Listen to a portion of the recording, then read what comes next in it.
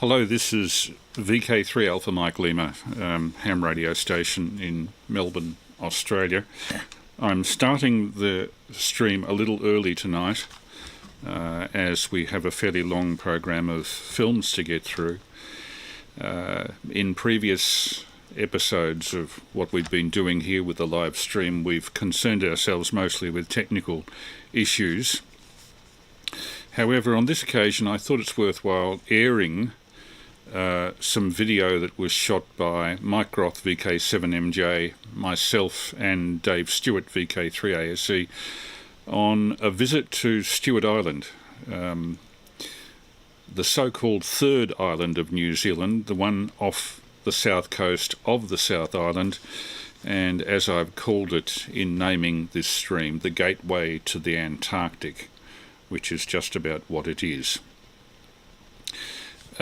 I thought I'd start from a historical perspective by screening a little bit of a film made in the mid-50s by the New Zealand government and used here with the courtesy of Archives New Zealand, called Portrait of Southland.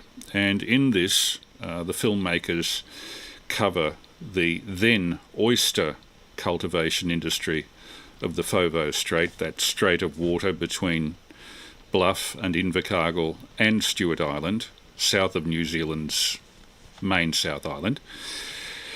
And then it moves on to mutton birding, with which we have a parallel in Australia. Mutton birding in that part of New Zealand, the islands around Stewart Island, called the Titi Islands. I'll just turn that down a bit.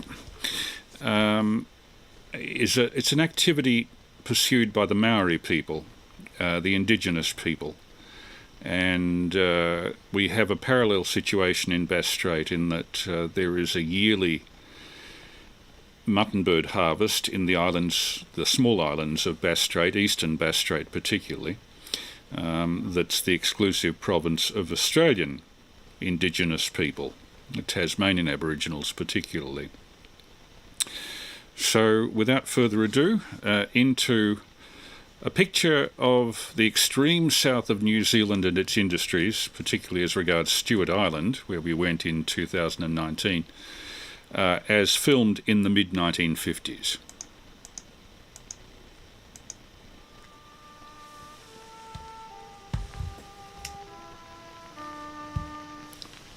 This is VK3AML. Out on the unusually calm waters of Foveaux Strait, boats of the Bluff oyster fleet, in new paint for a new season, strain at the taut lines of the dredges.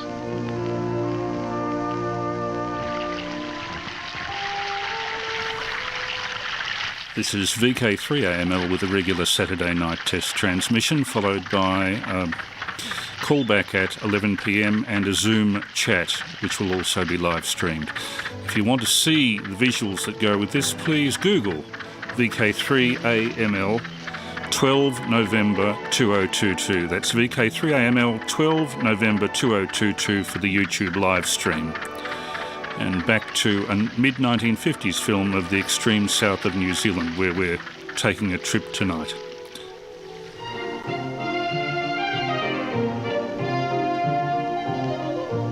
Six million dozen oysters a season is what they bring in, every one of them touched by human hand as they're sorted. Good ones into the box, and the rest back over the side.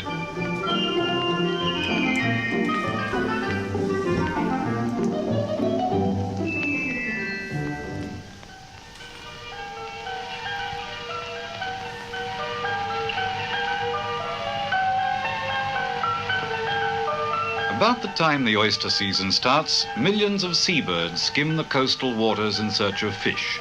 The sooty shearwater, better known as mutton birds, have arrived for the breeding season. Long ago, the Maoris, in seagoing canoes, used to voyage down to the island nesting grounds to gather the young birds for winter food. Nowadays, they travel to their hereditary islands by fishing and coastal boats.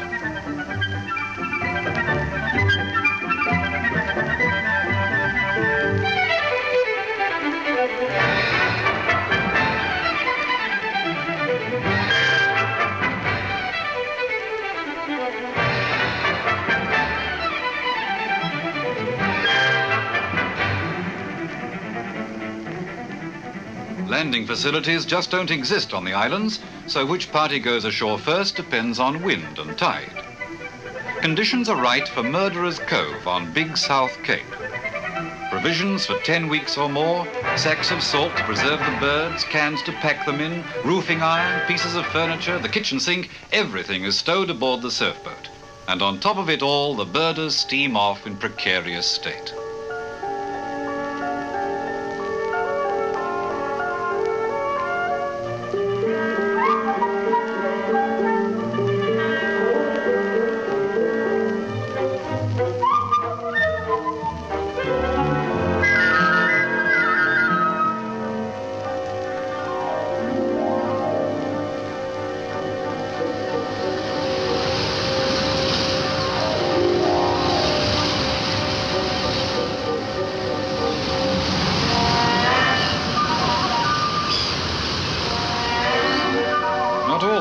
Are so smooth to land on, though. Potama, or Evening Island, as Cook named it, off the southern tip of Stewart Island, is one that can offer a most inhospitable welcome to the yearly invaders who come to disturb its lazy tranquility.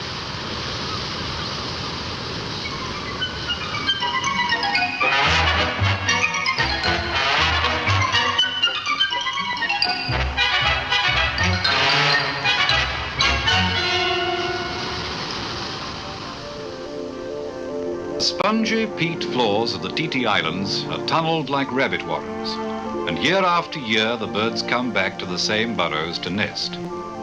It's not the parent birds that are taken, but the fat, downy 6-week-old chick, who catches his first and only glimpse of daylight before becoming a highly prized delicacy for epicures.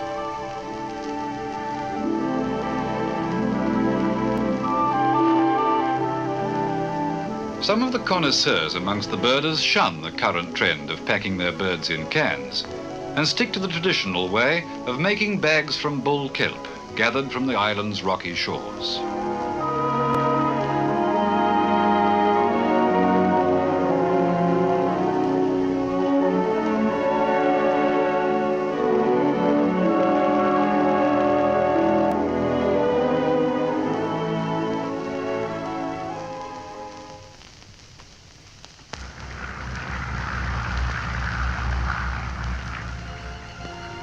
Known to the Maoris as Rakiura, land of the glowing skies, Stewart Island was a thriving settlement in the whaling days. Now fishing and catering for tourists are its only industries, but its golden beaches, its air of serenity and unspoiled scenic beauty attract those in search of a really peaceful holiday.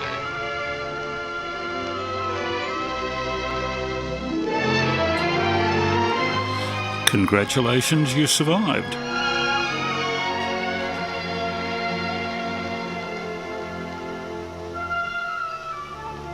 Little remains today as a reminder of its early history, but in 1809, Captain William Stewart circumnavigated the island and later started a flourishing shipbuilding business before the first settler had arrived on the mainland. Stretching deep into the island, Patterson Inlet gives sanctuary to many kinds of native birds. A bushwhacker goes beachcombing for food. Overhead, a white-throated shag, its gullet filled with tiny fish, comes home to feed its young.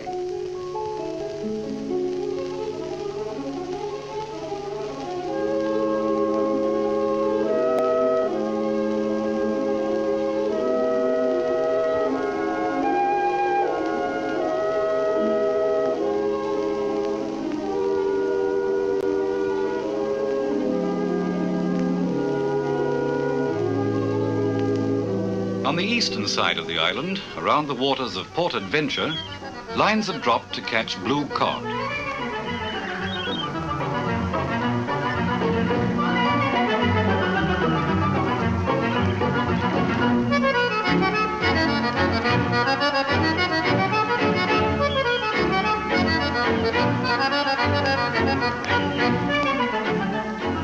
Pull up as many fish as there are hooks on the line. These cod must be as hungry as the mollymawks, skimming the surface for scraps.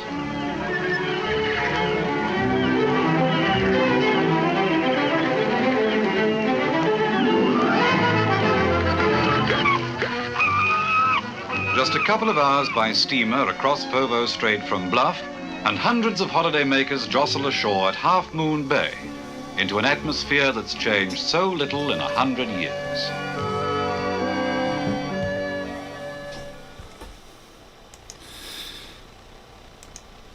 Well, that's the way Stewart Island and its surroundings were 70 years ago.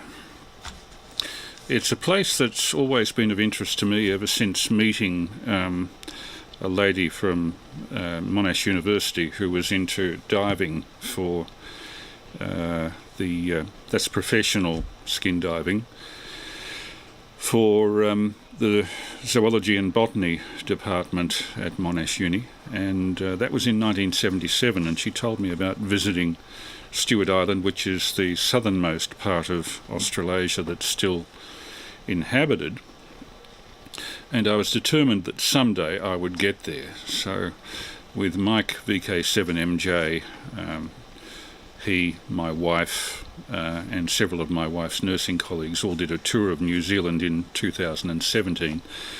But we didn't manage to fit in Stewart Island, which was really one of my ambitions.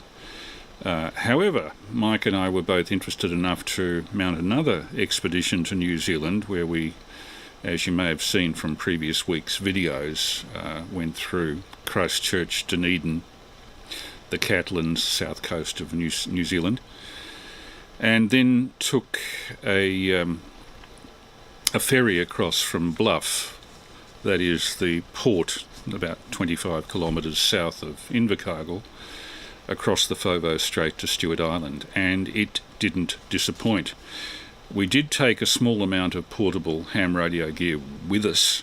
I did listen on it several times, but we never really got into ham radio because we were too occupied with absorbing the extraordinary environment, industries, our surroundings in that very remote part of New Zealand.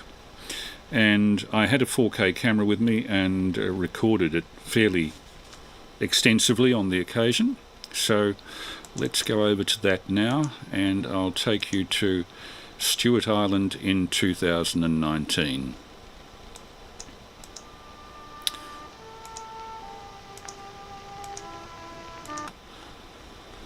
Southernmost inhabited Australasia, Stewart Island, latitude 47 south. It's effectively 500 kilometres south of the latitude of Hobart, so we're going a long way into the south of the Southern Ocean. It's approached by taking a ferry from Bluff to the only town on Stewart Island, Oban, Half Moon Bay. Let's have a look at Bluff first. Bluff, the town. Mountains just to the right of the road, Mount Anglem. That's very distantly Mount Anglem on the right over those green hills as we're motoring south of Invercargill towards Bluff. There's a major wind farm there, no loss of wind in these latitudes at Green Hills.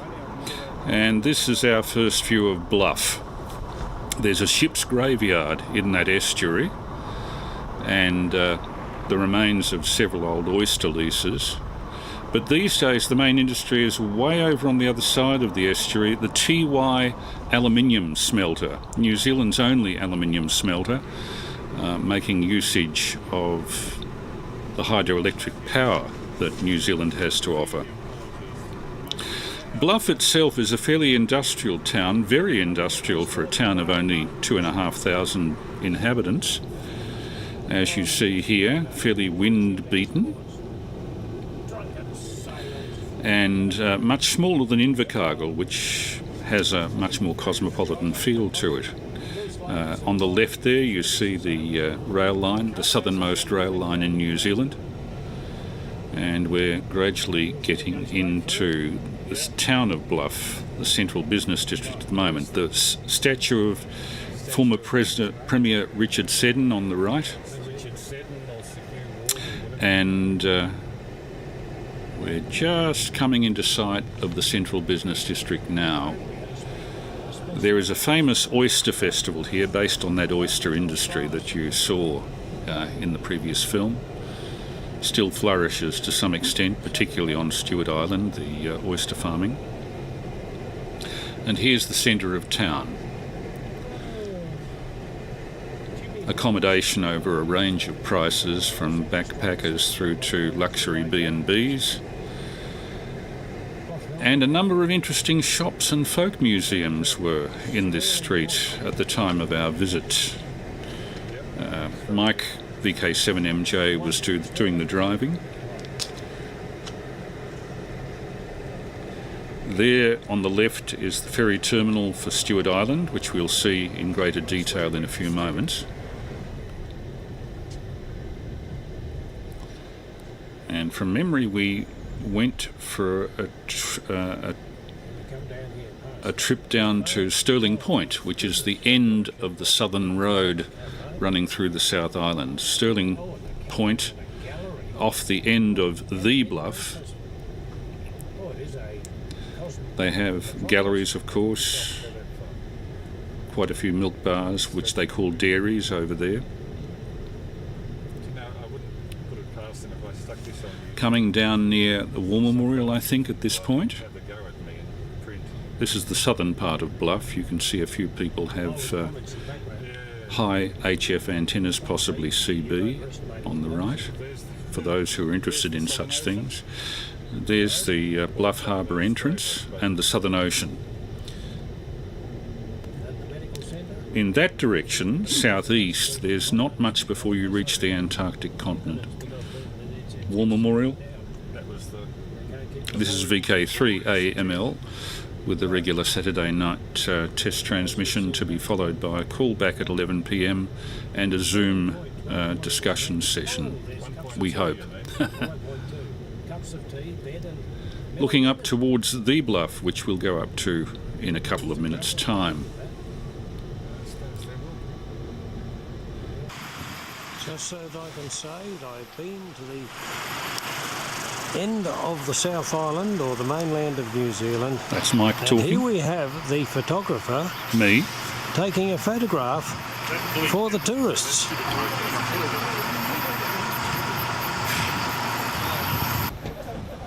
And this sign is right at the end of the road. This is as far south as you can go on the mainland, as it were, of the South Island. The view from Stirling Point, extreme south of the South Island. There's a walking track that goes around the bluff, which you're seeing there. And this is looking east. The seas are very rough on most occasions, and bull kelp everywhere. This was a particularly calm day. That's Dog Island, somewhat off the coast, an old lighthouse island with a couple of houses on it, but now unoccupied. And you can see the relative distances there. Then we went back into town for coffee. This was a Sunday from memory.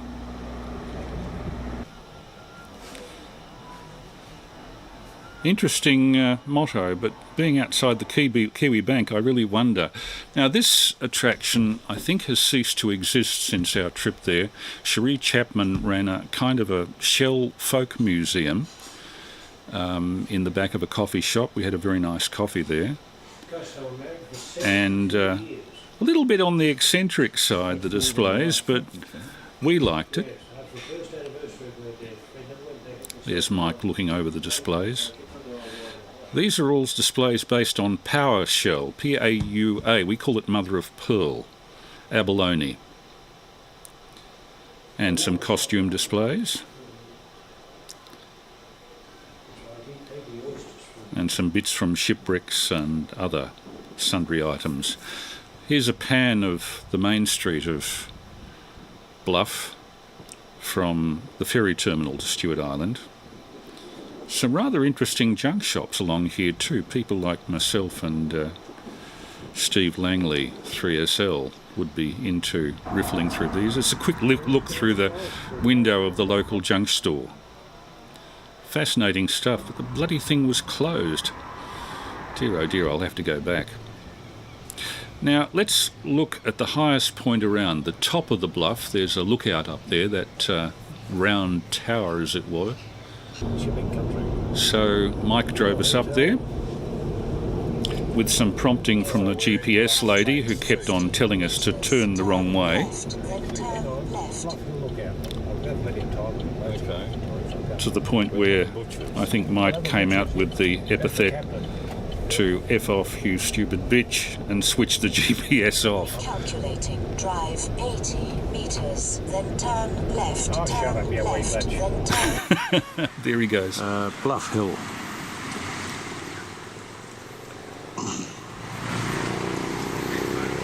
There's the lookout up there, right at the top.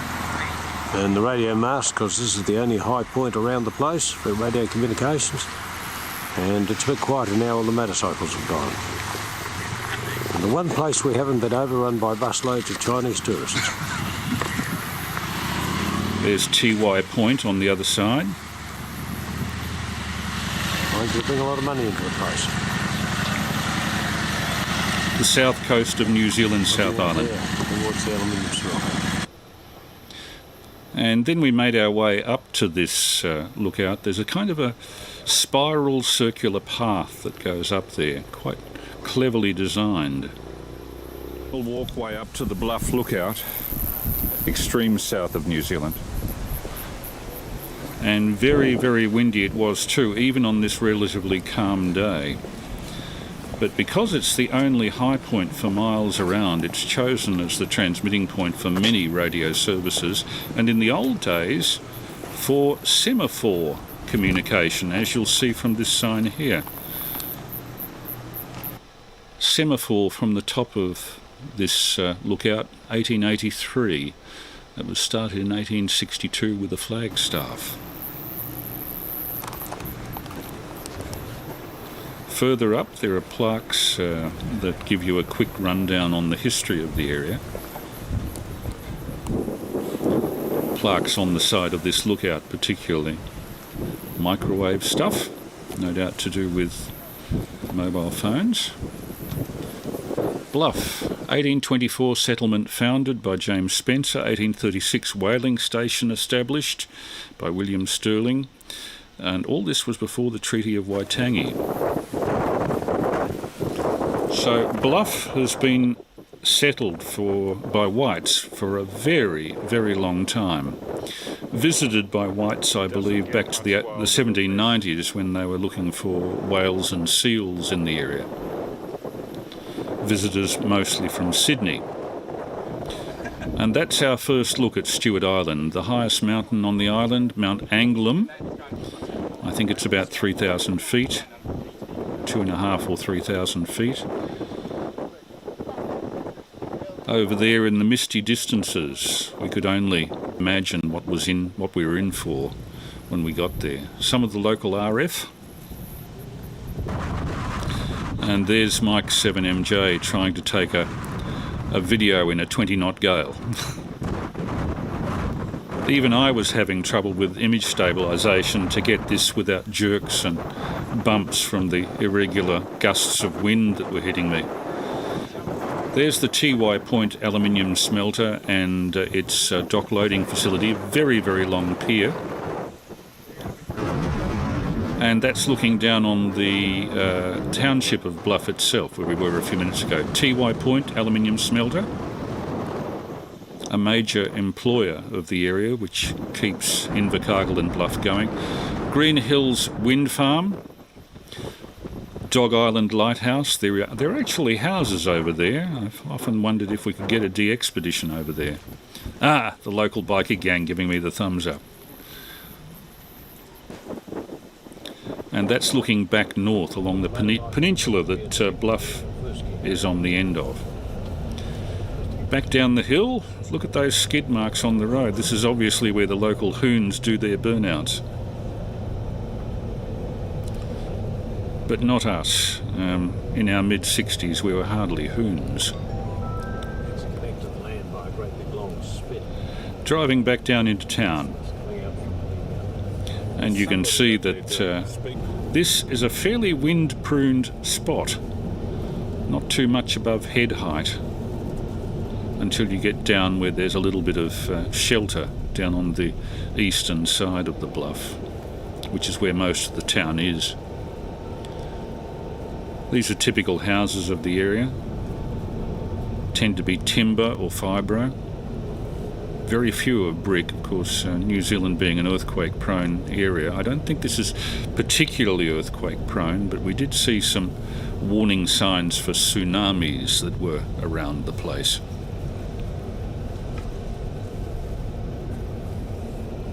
A friend of mine, Mike Bailey, ZL4OM, has a block section very close to that intersection there.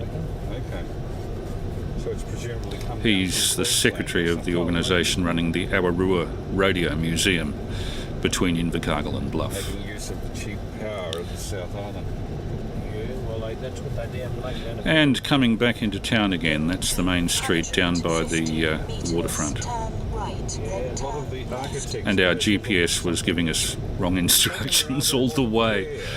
Dear oh dear, I don't know whether we had the wrong maps in there or just simply that we were following more interesting routes than GPS was suggesting. The Stewart Island ferry terminal, and here comes Mike with his baggage heading for the terminal. Dave Stewart, 3ASC, rang us up a few days before and said, mind if I tag along? We were surprised, but we met him at the ferry terminal, and there he is, Dave, 3ASC, of Shortwave Australia fame.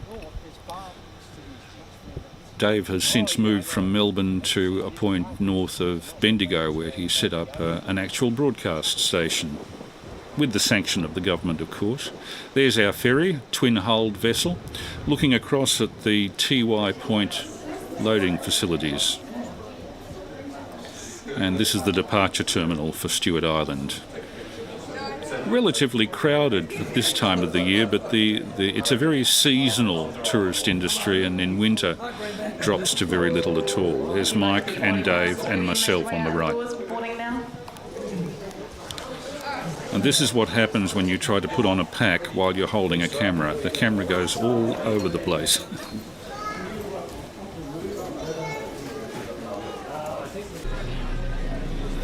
One of the silly selfies that I've made, and there's Dave and Mike behind me doing a photo bomb. Departure from Bluff Wharf.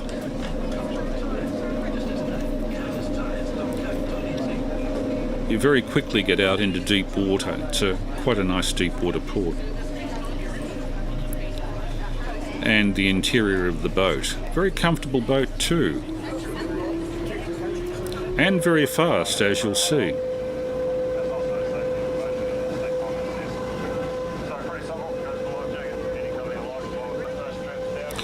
The Lauritsen firm that runs that loading facility is based in Denmark. The Lauritsen firm that owns that boat. Shipping, I think, bauxite for refining into aluminium. And a view of Bluff from the water. There's Dave, 3ASC, having a look. People being photographed. This is so much like the end of the New Zealand plank that I think a lot of people go to Stewart Island just to see what the end of the country is like. That's the Bluff Lighthouse, historic lighthouse, that hexagonal building. And coming around to Stirling Point, Land's End Hotel is that building in the middle. A final view of the Green Hills Wind Farm. And off we go into the Fovo Strait, which separates Bluff from Stewart Island, and you can see Stewart looming up in the distance there. The boat had a bar, you could buy snacks there, very civilised, and good coffee. And the captain was not averse to answering questions. They had a rack of tourist pamphlets to tell you all you'd want to know about Stewart Island's tourist facilities. Very well thought out, very well planned. hope I didn't bother the captain too much by shooting this video of him. And there's Dave with his back to us, and Mike with the red flak jacket on. Bluff Hill receding astern, Mount Anglem out that window.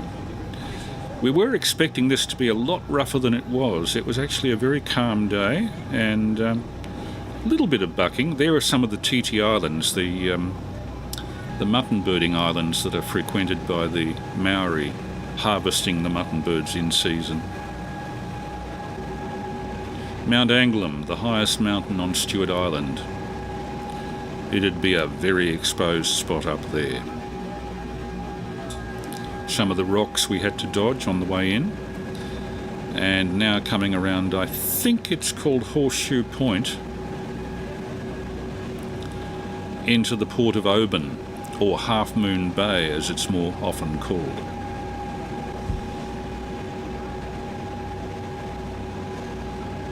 I was intrigued by the undergrowth growing right down to the shore.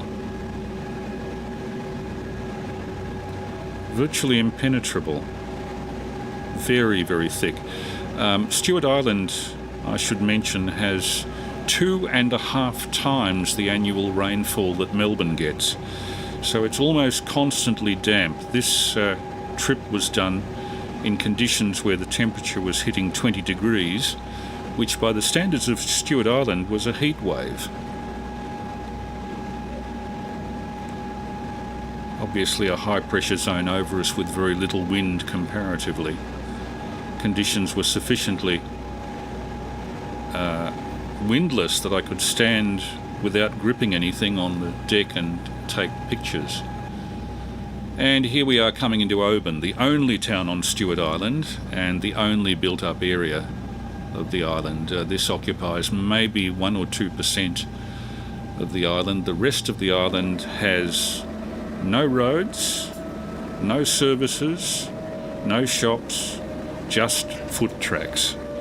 Foot tracks and occasional hunters' huts and hikers' huts, mostly around the coast. The island itself is very large. It's about a quarter the size of Tasmania, but its permanent population is only about 380 people, most of whom live here in the town of Oban. Beautiful town. Quite a variety of houses here, ranging from hippie shacks through to the weekenders of some very rich New Zealanders and Americans. And at this stage the shipping fleet was in port. So this being the southernmost town of New Zealand, this services a very large area for the fishing fleets and the oyster vessels. So it assumes an importance industrially and in terms of security far in excess of its implied importance by its lack of population.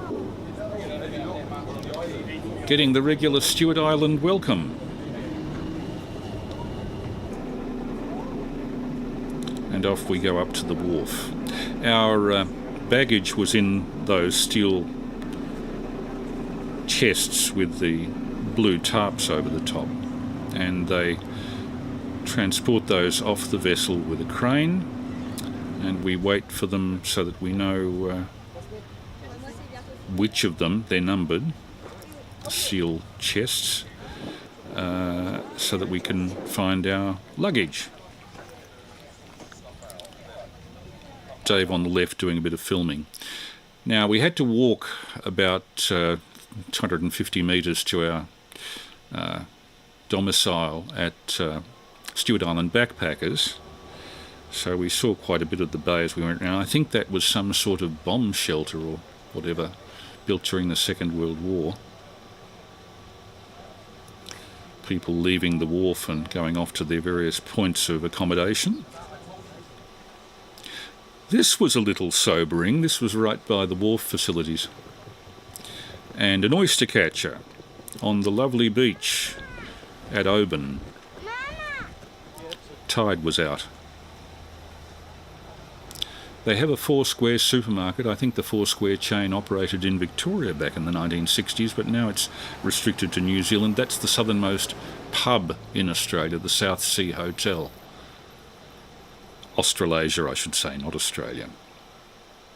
And that's the Four Square supermarket where we bought a lot of our food.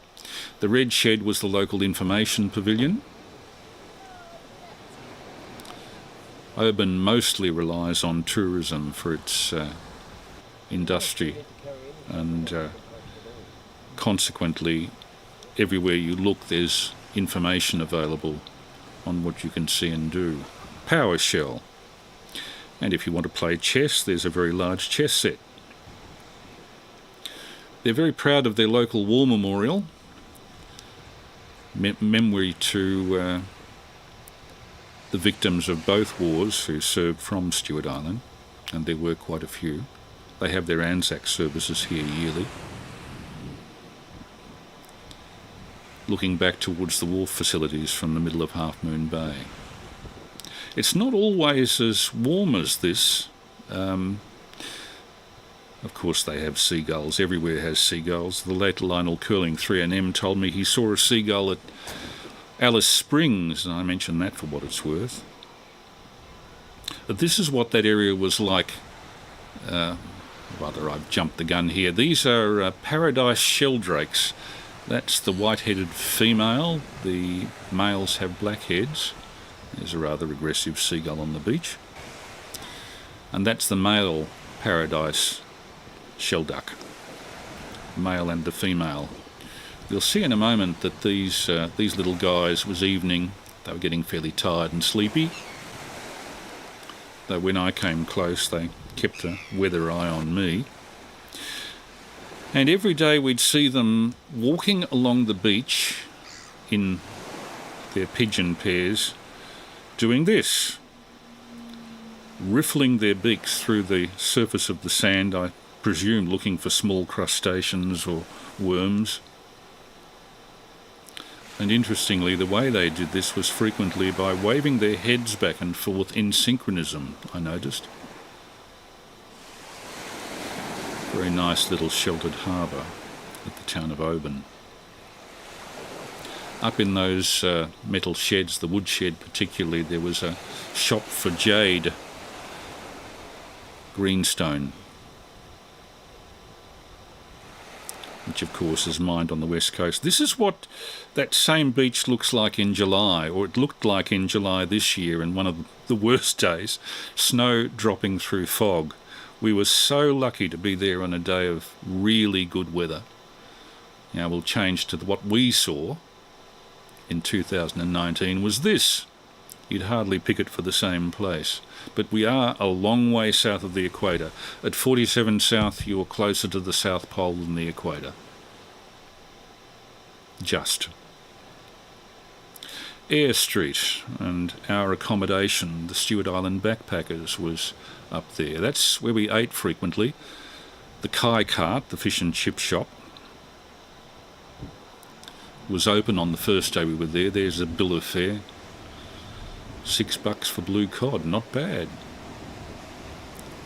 Nicely cooked too. But on another day we were there and the damn thing was closed, so we had to go for more expensive fare. That's the local weather station, and the sunshine recorder works by using a crystal ball, focusing the sun's rays onto a piece of paper, and of course whenever the sun is out it will burn a hole in the piece of paper. Oyster catcher. Not catching oysters, it looks like he's digging for worms next to the weather station in Eyre Street. And that is a mallard duck, I think. I have an idea that these were introduced from America and have spread throughout New Zealand, but I might be wrong. There's Mike waiting for me to go with him further up the road. The Wakiura Museum, at the time we were there, was opposite the Backpackers, but it's now moved. So this is no longer the museum, but it was while we were there. This is the only museum in New Zealand where we were not allowed to film inside, sadly. So I got what I could, including that propeller from a whale chaser. Looks like an old wool press on the left. I think that's some sort of sawmill apparatus in the middle. Cannon. Inside there was a particularly interesting Edison phonograph of about 1905 vintage, which I had not seen before.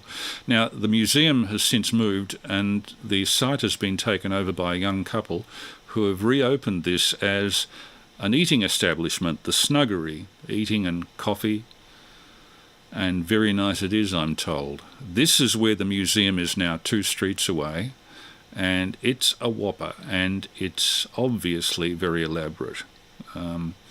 I have to go back to Stewart Island to take another look at this, because they had a lot of stuff stored away previously that wasn't on display. Next to the old museum was a delightful little walking track, like a canopy, under the forest canopy up to the local Anglican church. Now we're getting up close to the backpackers' place, which is on the right here. And being not particularly flush for cash during the trip, we decided to go for this. It was the least expensive option for us. Though it was quite comfortable for myself, for Mike and for Dave. Myself and Mike had single rooms to ourselves. Dave bunked in with 2 other German guys, I think. Parking for boats on the right, parking for cars on the left, Eyre Street. And there's the entrance to the backpackers. I'll take you through to show you what my room was like. Fairly Spartan, but quite comfortable, as you would expect of a backpacker's establishment. Very clean, and I believe in winter nice and cosy. But in summer it was a little bit stuffy.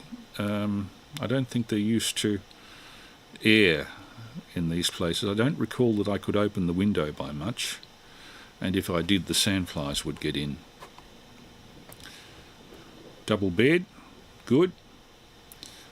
Steam heater on the right for winter days, but this was up around 20 degrees, so it's actually a little bit uncomfortably warm at this time. I didn't have a particularly good view, but you can't have everything. And that room on the right there is the lounge, the communal lounge, where everybody can sit and chat, have a cup of coffee, read some books, swap information. This was taken during our first walk away from the backpackers. We were heading up to a high spot called Observation Rock, which overlooks Patterson Inlet on the south side of Oban. So we could peer from this point, high above the water, into the uninhabited part of Stewart Island, the massively uninhabited part on the other side there that extends right down to the south end of Stewart Island.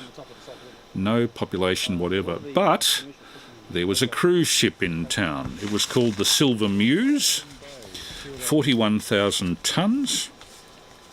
Its passengers were paying $400+ per day for the privilege of being on it. That's Golden Bay, the little port facility from which you can take trips across to Ulva Island Bird Sanctuary.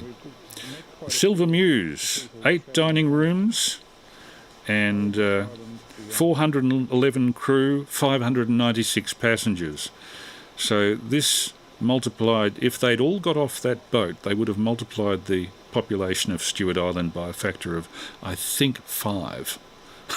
Fortunately, only a few people chose to get off and crowd the streets of Oban. That's them going back to the boat in the little pod craft they've got, landing craft, lighter. There's the ferry that takes you from Golden Bay across to the bird sanctuary on Ulva Island. Ulva Island is the one behind the one you're just looking at there. That's Iona Island, a small island. Ulva's the one at the back there. And that's all bird sanctuary, the southernmost bird sanctuary in the world. Had a look at some of the local plants. There were so many plants I'd never seen before. Some SUB-ANTARCTIC, some endemic, very few that we see in Australia. I'm not a botanist. We see that bracken fern, of course, But I think this plant was called Caprosma, with these brightly coloured berries in it. And the trees, because of the cold, damp weather, grow fairly slowly, and most of them are twisted, with the exception of one or two that were harvested for timber in the old days. I don't think there's much timber harvesting now. Mike and Dave having a bit of a confab, and we walked back down along this road, having a look at the way people had their communication facilities. Quite a few people with satellite TV. You're quite a distance from Invercargill here, so getting TV is a bit of a problem if you're down low near the water, but it's not too bad from up here. Very pretty gardens in most of these houses too, and tree ferns everywhere. A lot of the houses are tucked away in the bush. In Victoria, this would be a fire hazard, but here everything is so constantly wet that slipping is much more of a hazard than worry about fire. In fact, we were told that this was a very dry time for Stewart Island, but it rained fairly constantly, and in fact I was taking this while it was drizzling, looking across the bay from at the ferry terminal. Presbyterian Church up on the hill.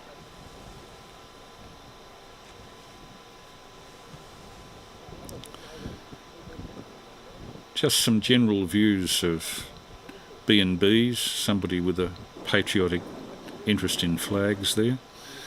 And notice the way moss grows on everything. Everything is so constantly damp. Those are the boat sheds. And lots of boats.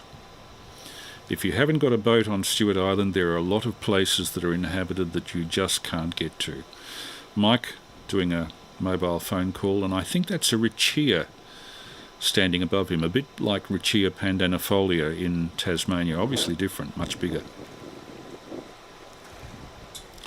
The boat sheds. Now let's have a look at the centre part of the city, the commercial part of city. The southernmost hotel in Australasia on the corner, South Sea Hotel, where we had a drink a little bit later. The green shed on the right is where you can hire electric bikes. I think there's only about 15 kilometres of road around, immediately around the town, but it's easier to do it with the hills and valleys if you have the electric bikes. One of the cafes, the cinema and theatre on the right, French patisserie. So if you're a connoisseur of food, there's plenty to eat. One of the tiny cars on the island. They were actually running a local documentary called A Dog's Tale, which follows the adventures of a dog on Stewart Island. National Park Service Visitors Centre, you register yourself for hikes there. Mainland boat builders, good things take time. By the judging from this building, they took an awful lot of time. That's been there for a long while. Main Street, Oban, Stewart Island.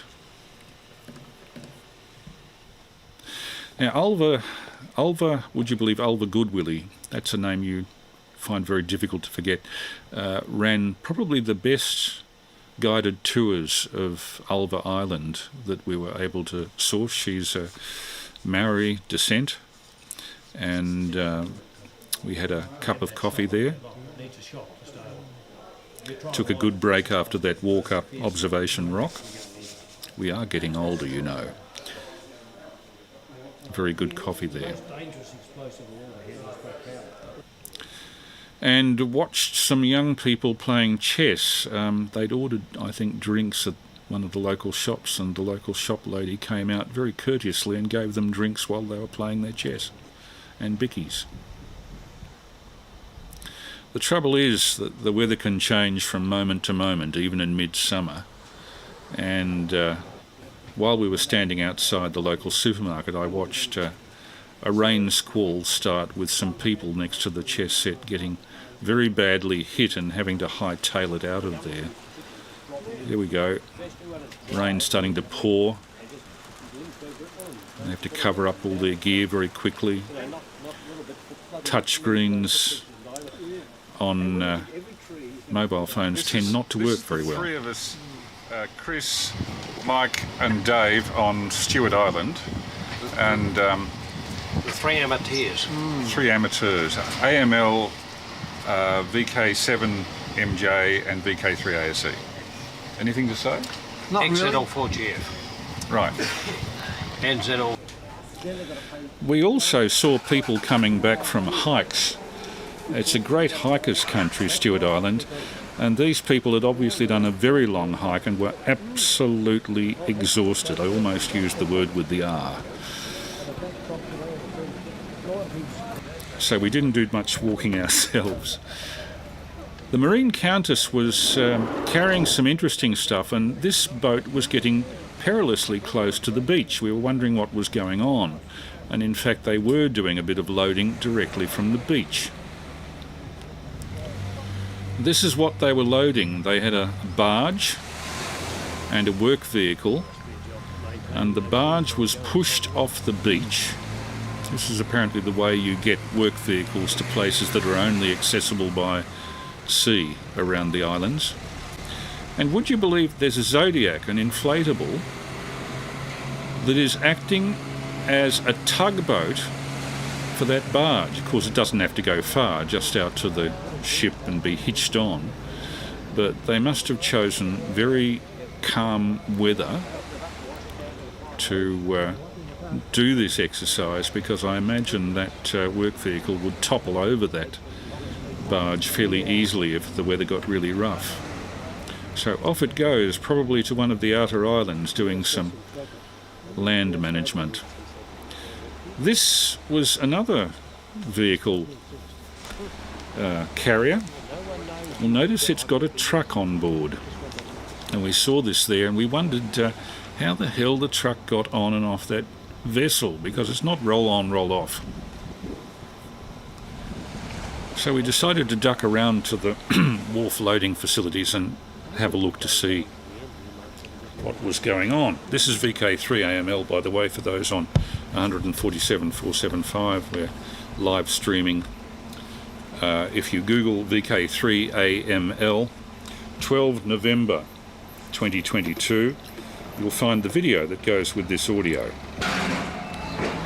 And this is what they were doing with the truck. They actually had a crane on board that boat.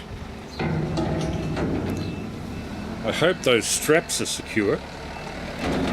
And they could swing the entire truck onto the wharf from wherever it had been, probably one of the outer islands. Not exactly roll on, roll off.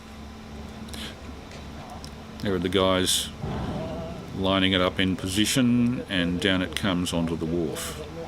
Very deftly done with a hydraulic crane on board the boat. I was surprised the boat wouldn't capsize with a thing like that, but they've obviously done their sums.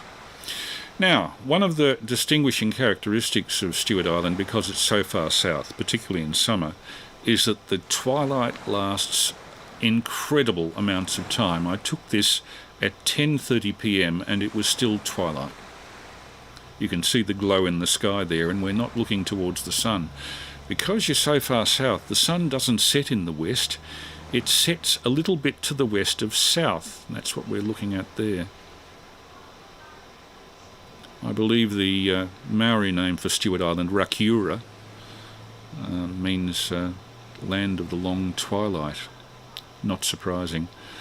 This is a view of the hotel in the process of shutting up shop at 10:30, I think.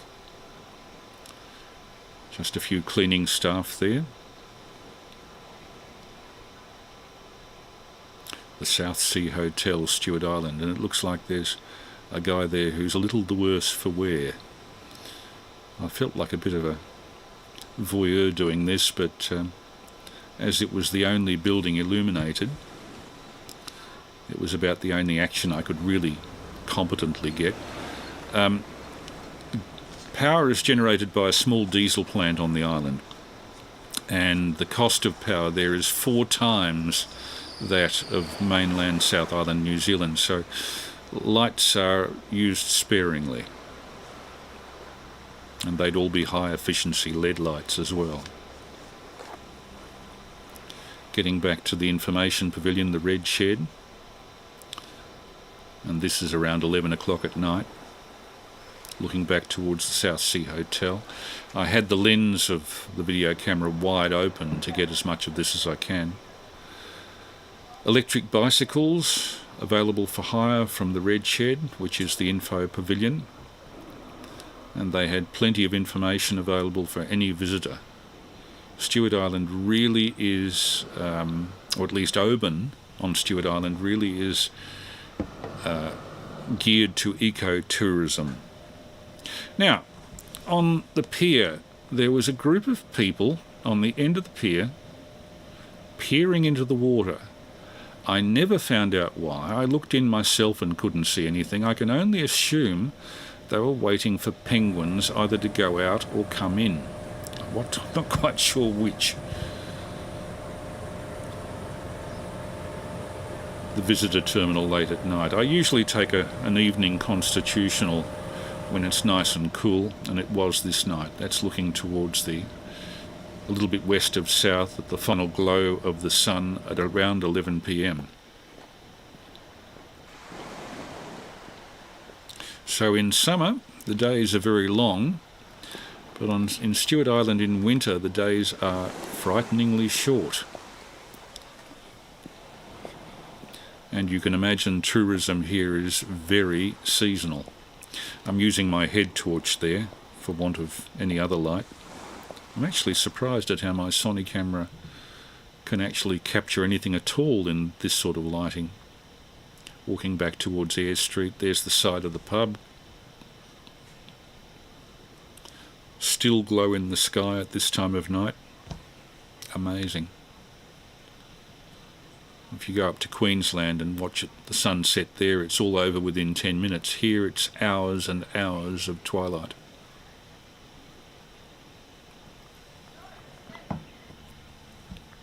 And sandflies. You do get a few of those there, not terribly troublesome, but they are attracted to the LED lights, probably the ultraviolet component of the light. Next morning, we went to Ulva Island, south of Oban, in Patterson Inlet, the largest island in Patterson Inlet, and as you see from that yellow line, there's a ferry that goes from Oban to Ulva, comes into the north side of Ulva, and then you do a series of walks. Ulva is very heavily wooded. It's had its rats eradicated. Dawn at Stewart Island, February 11th, 2019.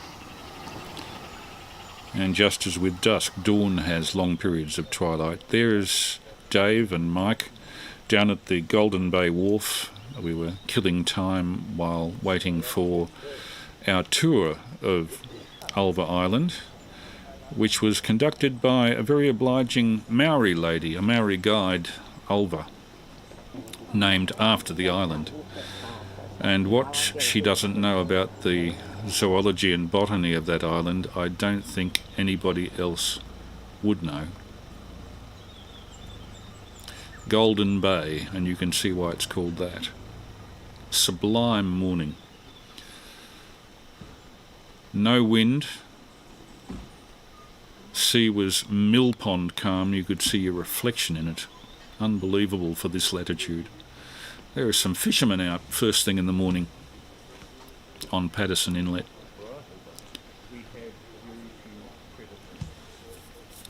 This is VK3AML testing. Here's one of the water taxis coming into the wharf. Many of these you can hire to take you anywhere you'd like to go around the coast of Stewart Island, as long as the weather is right. And frankly, it isn't often completely right. That's another tour group. And here's the pilot for our tour group.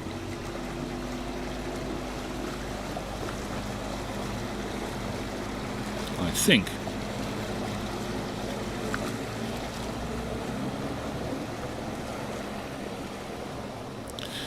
The trip to Ulva Island only takes about 10 or 15 minutes, but it's very scenic, as you'll see in a moment.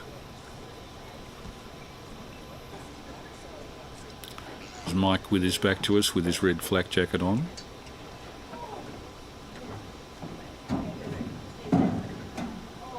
This is Golden Bay, a little to the south of the town of Oban, or on the south end of Oban.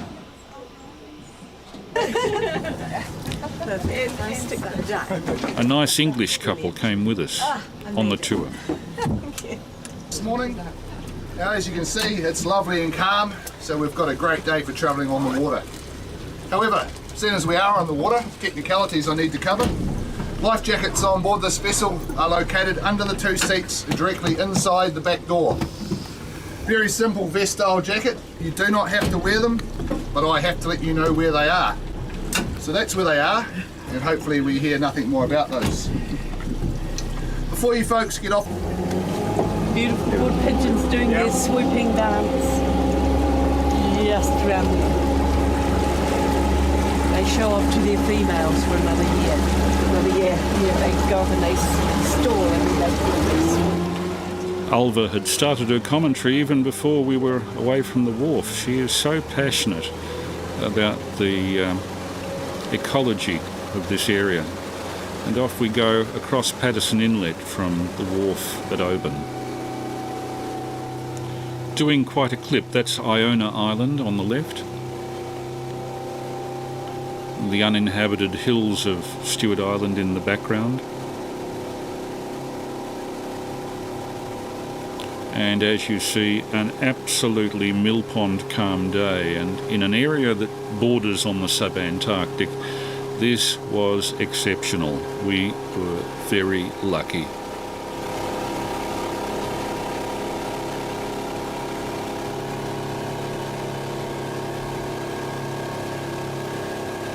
Quite a few pleasure craft out on Patterson Inlet.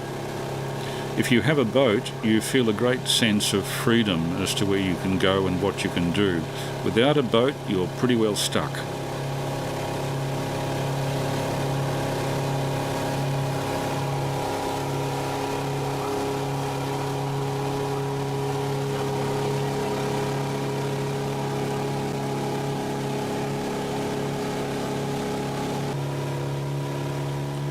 And as you can see, it's very scenic country. That's the uninhabited country at the head of Patterson Inlet. A few outlying houses.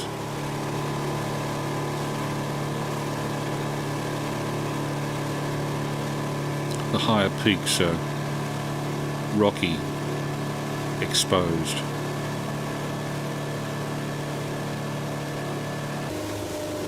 Coming into Ulva Island, I think this is called Post Office Beach. There originally was a post office here, and the buildings are still there, but they're now in private ownership, as you can see. The big ships used to drop off mail for people living in the Patterson Inlet area at that post office, and then they would run up a flag to indicate people in the outlying settlements when the mail was in, and it would become quite a social event for people coming into the post office there. So Ulva was a centre for communication in that respect. Hopping off the boat, and Ulva did an introductory talk for my wife, who wasn't able to come, my wife Prue.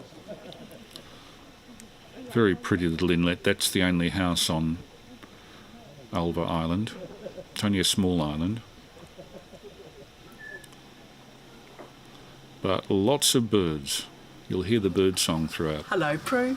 Welcome to Ulva Island Bird Sanctuary. It's the southernmost bird sanctuary in the world. And Chris has behaved himself quite well, actually. We've only been there, and back to here. Okay. Thank you so much. Delightful Maori lady. And there's the old post office. I think that's a Stewart Island wood pigeon. Not Mike. Off on the well-marked walking tracks. I want you to come and have a look.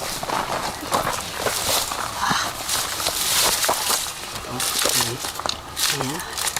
Hopefully you'll break down. This is a sooty mould, and the sooty mould is caused by a little insect which lives underneath the bark, and he brings out these white hollow threads, and at the end of that white hollow thread is a little drop of honeydew. Can you see that? Yes, yeah, I can see that. You might need to come side on. Oh yes, Yeah, okay. Chris, yeah. You can see them against the light. Yes, Can you see that against yeah. the light at all? And I want you to taste it. So, put it on your fingernail actually. If some people have, gosh, some of them are very difficult to see. That's it. What do you think? I didn't taste anything, but I can Okay, get it's there. very, very sweet. And that's why the honey Oh yeah, eaters, yeah. you got some cool. Taste that. Yes. Sweet. You're right. So I'm trying to still. There's a little robin. I still need to try and find you. That's that saddleback we're trying to find. The Stewart Island saddleback. It's got a brown saddle across its back. Very hard to follow though. They jump about all over the place. Not very convenient for videoing. The paths were well marked, as you can see, and verdant forest everywhere. It's all right. It's here. There's a saddleback. This is a female. Short wattle, mate for life, Stewart Island wood pigeon. and their partner or mate will always be within 10 metres. Even though they mate for life, they're doing, the male has to, making room for more. The male has to prove his worth, and that's why he's doing the swooping at the moment. January, February, they prove how big they can swoop to the female. He's one of the birds that was punished by the gods of the forest. That's a robin coming up and coming. To the left, he's 11 o'clock to me, or 5 to 12. Through, to me that is. Can you see the little white breast? In this tree nearest to, not nearest to us, the one back further. I'm going to use a laser, which is useless. Gosh, that's awful. Notice the flapping of the wings. They actually use that noise to communicate, apparently. Stewart Island wood pigeon. Known in Maori language as kereroo. Yeah, that there. You see it now, you feel it. Right. Yeah. We were given lectures on how to identify different types There, of that endemic Can plant. you see it goes up the middle of the midrib there. Okay? So, when someone says to you, oh, what's this leaf here? Look at the little dots going up the centre of the midrib. You can see them there. And you can see them sometimes better in the light, sometimes they're quite, they're protruding quite a lot. We have 78 endemic species of Caprosma. 13 are endemic just for Stewart Island of these Caprosma. So when somebody asks you what this leaf is, you look at the dots and you say, oh, it's one of this. No. Why? Nobody knows. Don't know. Other things have flowered incredibly well, some haven't. Things have really changed over the last 3 years, really. Making a comment on climate change. And there are some of the incredibly spindly tree ferns. I think Dixonia is one of those.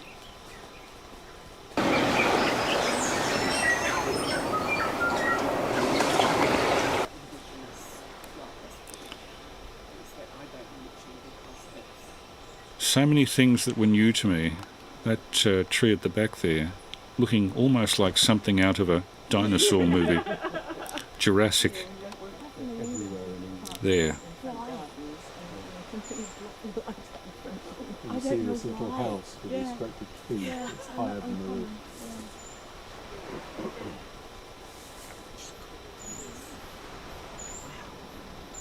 Because they all thought Stewart Island this was robin. your but of course no relation. All you have to do is scratch the ground near your feet, and this little fellow will come down within 6 inches of your feet. We haven't ringed or banded. No worry. Oh, he got a worm there. No worry about people so at all. If there is a band on a leg, you know, well, I'll tell you how old they are.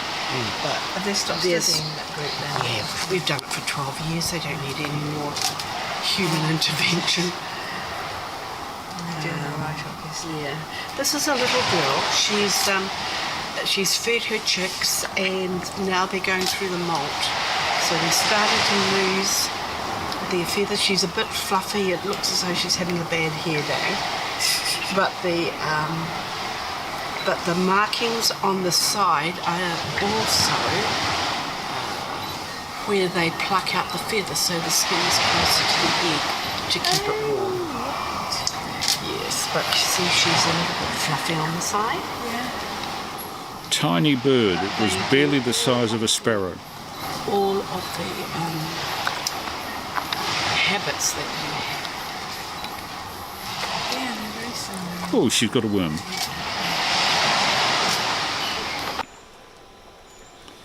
Charming little characters. Now we're about halfway through the tour of Ulva Island.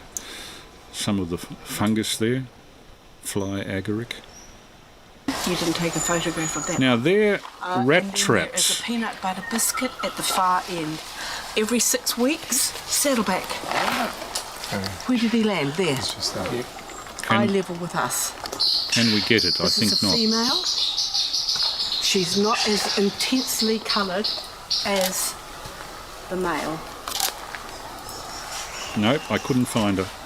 But those are rat traps to keep the rats out, and that's a problem they have with much of Stewart Island because the rats attack bird eggs, chicks. They really make the areas unviable. That's a saddleback, just seen through some foliage. Very difficult to focus on it. And when they get to the canopy, they put out their arms. And so all the trees you see above everybody else, it's the rimu. This is a tree we had 30 sawmills cutting down because they were long and tall and straight, didn't have knots, and the shipbuilders used them for the mast. And the rimu was covered with vines. These red marks indicate where rat traps have been placed. Very important to keep this bird sanctuary free of rats. Lancewood. Lancewood. There's a story here. And some of the lower forms of life, lichens. It being so wet, this grows very readily.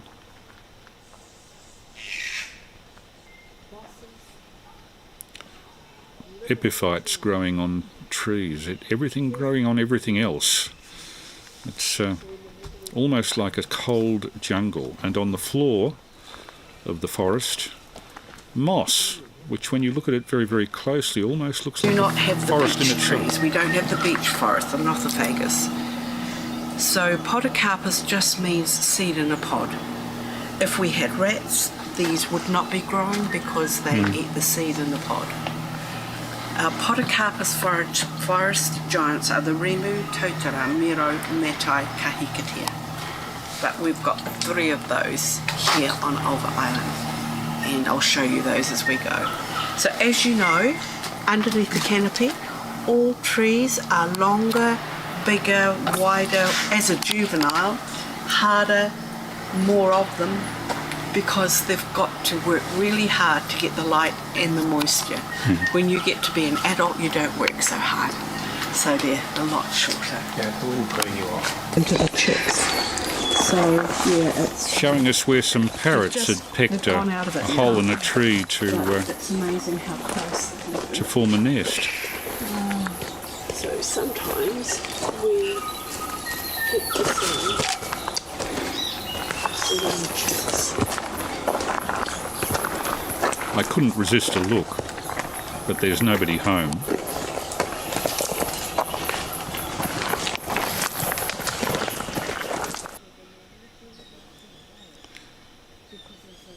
In spite of implications, the forest was never quiet. There are birds everywhere on this island. Lancewood on the right, you can see there. Lancewood. And moss. It's This is a sub-Antarctic megaplant. The deer everywhere, and it's a rare and endangered plant. But the ones that we have in Enderby or the Auckland Islands have big leaves like a banana leaf. They're slightly hairy too, aren't they? No, I think you're talking about the gunnera, which Okay. is slightly hairy and looks like a big rhubarb plant. The only time I've ever seen it's in the Antarctic House of Hobart Botanic Gardens, and they brought them back from Macquarie. Yeah. So this is... It's very similar.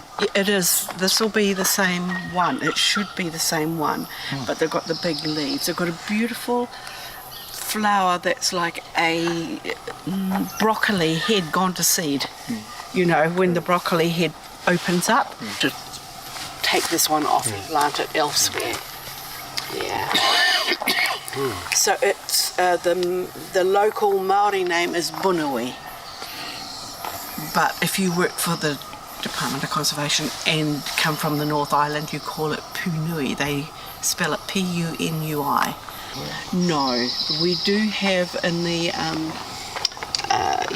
when we do the archaeological digs, moa bone have been found in the middens, but we do know. This is the kaka. This is a kako, This is a boy. native parrot. He's got a bright red belly.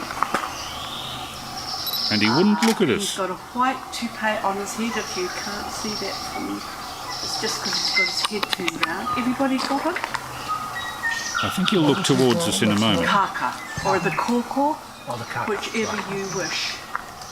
He's the one that sounds very, very angry flying over here.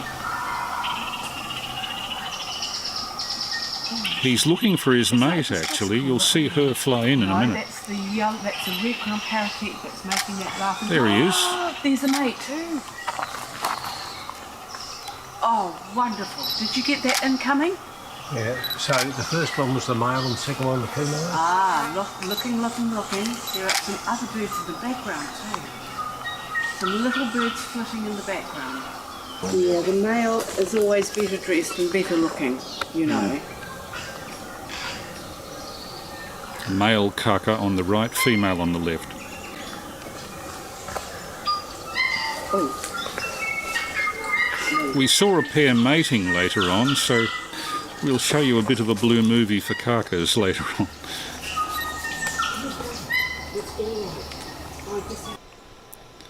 And there are the two of them up there. Mosses and lichens everywhere. This is a fern gully.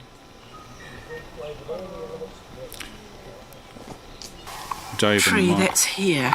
This is It's an landscape. amazing phenomenon. This plant was doing well in Gondwana until our mower.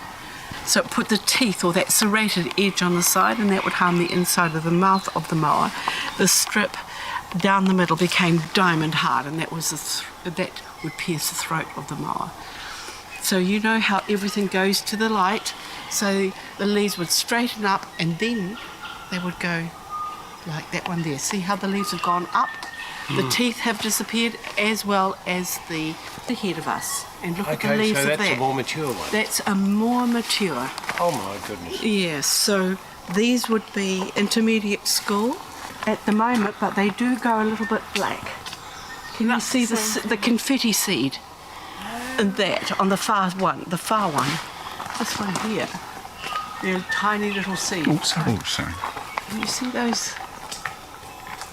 See those little dots? Yeah.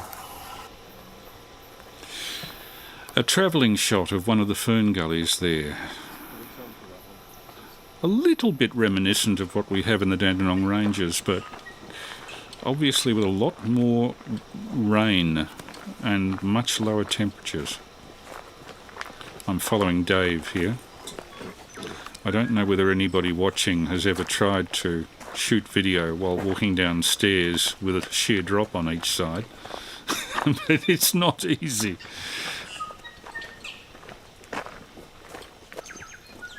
Lichens. That's Supplejack.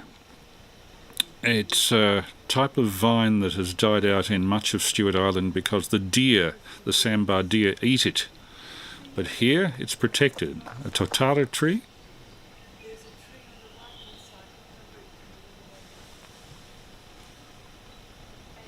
Then something else was in the road and it went right up to the sky. So when you see branches that are wiggly woggly, it's always because there was something in the road to stop it from getting to the light. Fabulous old Remu. Rema, that one. Yes, that'll go down to all those sorts of things. Well, that's wonderful because A rather strange-looking cricket, is it? Or perhaps we've a got to grasshopper? have beetles, we've got to have ants, we've got to have frogs. I was told that there weren't too many insects around. Because we wouldn't have... This is just some very close shots of the forest floor and some rather weird plants. I'm obviously not a botanist, but I was fascinated by the variety. I was reading his forward in Ulva's book last night. Right. Yes, he's lovely. So, the two species are a Dicksonia, which is this one here. This one here is a Scythia, or a Cynthia. To know the difference between a Dicksonia and a Scythia is that you just tree change the ferns. name. So this is a Dicksonia, that's a Dicksonia, that one there, this one here, okay? You just change the name. So, and underneath is translucent. Filmy fern. When you see the little spore on the side there. The leaves are so thin, they're one cell thick, you can see through them. Yeah, put your hand underneath. Isn't it lovely? Yeah. If we had deer on the island, they'd be all eaten up. So you can see how it's starting to dry out already. Hello. There's a robin. This is a fully fledged male. He's got a lovely clear coat. He's gone. Whereas Oh, the there other he is. one was going through the molt. No fear of people.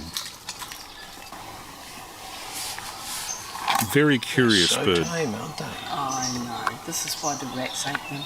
There's nothing there, is there? It's very, very dry. I'm sorry, baby. Here we go. What else? It looks like a little yellow flower when the bud has gone. And you see that close up, it's like a little yellow marigold. No, marigolds have got lots of little petals. These are some of the See filmy again? ferns. See the little chickens? Hen and chicken fern. And so you've got the spore on the back, and the spore comes through to make these little rootlets. And they grow so big and heavy, they all fall down to the ground, and they grow down there. Now the koru, or the new growth of the hen and chicken fern, which is that one there, can you see? See that green one there? Okay, that's the logo of Tourism New Zealand, and that's the one you can eat in the forest. It's called a pickle pickle. So if you have that steamed with a very thin hollandaise sauce over smoked salmon, it's very lovely. But yeah, that you can have chicken. Pay a lot of money in expensive restaurants to eat that, where it's here. You know? So that's the New Zealand fern symbol? No. Not? Is that a silver fern? That's a silver fern. So this is the symbol for? Tourism New Zealand, Tourism on New their Zealand. logos and everything. It's that lovely green koru. K-O-R-U. I'll show you the original brown furry koru comes from And now we're as far south as we'd ever get. Boulder Beach, Ulva Island.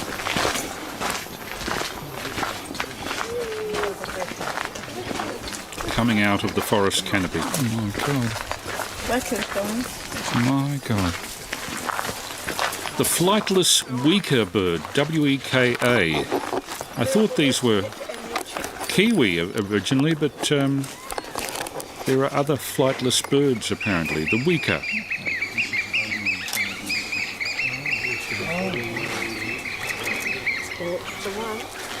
They don't look very much, do they? Utterly flightless. They're very good swimmers, they're more than happy to swim. The weaker, another bird with no fear of humans. Well, people, this is as far south as I've ever been. My entire life has been north of this point. We're at 47 degrees south. This is the south side of Ulva Island, and this is as far south as we can go without hiring an Antarctic vessel, basically. So, quite something to think about. I rarely take a selfie, but this is an exception that I make. Just to prove I've been there.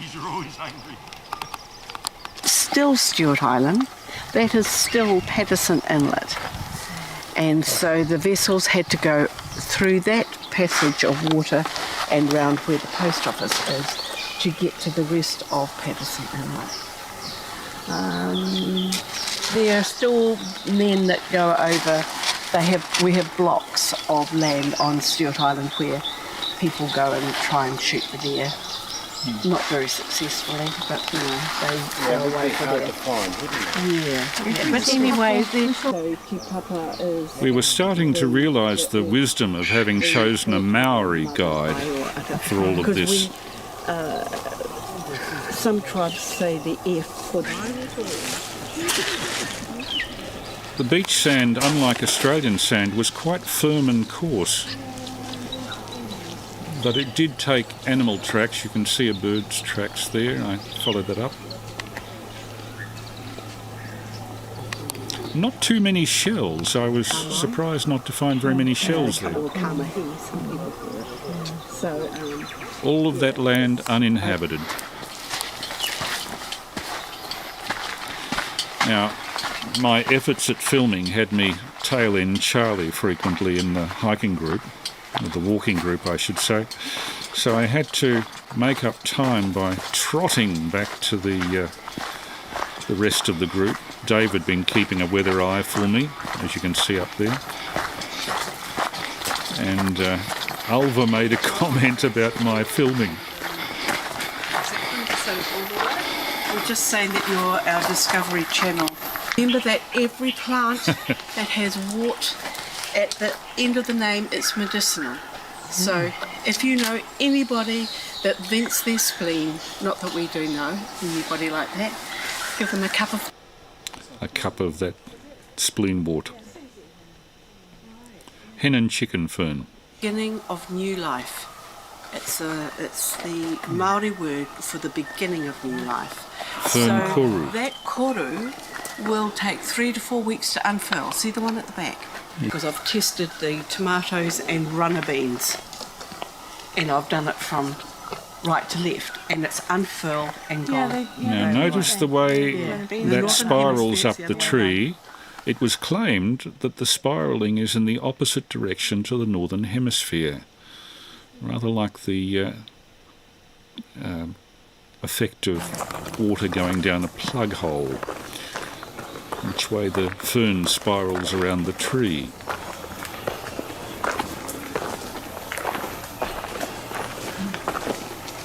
Trying to get a travelling shot of the surrounding foliage. Supplejack or supplejack. And shuffling slowly through, not making too much noise so that we don't scare any of the birds or animals that we might come across. Many of the animals are nocturnal. Triangles and circles and lines between and sells for millions of dollars. Anyway, the mero tree always looks like beaten copper. You know, somebody's hit it with a hammer, and she's always got a mossy fur coat. The black sap that you see running down here is it's just a lovely black sap, but the mero tree has a berry that goes green, yellow and red, and there's a stone inside that's full of oil, and I'll show you those when I get a good pile of them, and we'll pick And then one we up had a and shock. have a go. This is a mero berry. It comes from the tree up, and we'll have a And go. something unexpected happened here. Oh my God, they're mating. Cuckers mating. This is the thorough mating of the kaka. This is a blue movie for parrots. This will go on for 20 minutes, as I see. Can you see that? Yeah. On the horizontal. We watched these birds at it for the better part of 10 minutes, and there was no sign of diminution of the, shall we say, activity. Oh, he was at it. The actual mating thing, It's you very need on quick. slow motion to actually see it. Yeah. He's I did banging check away like yesterday nobody's saying, business. Oh my goodness, she's reading a book. But this is a Flying United joke, sis. See that, and you can understand why they're absolutely exhausted at the end of this. Yes. And the female puts up with it. Isn't it amazing? Can't see the female head. She usually turns her head up.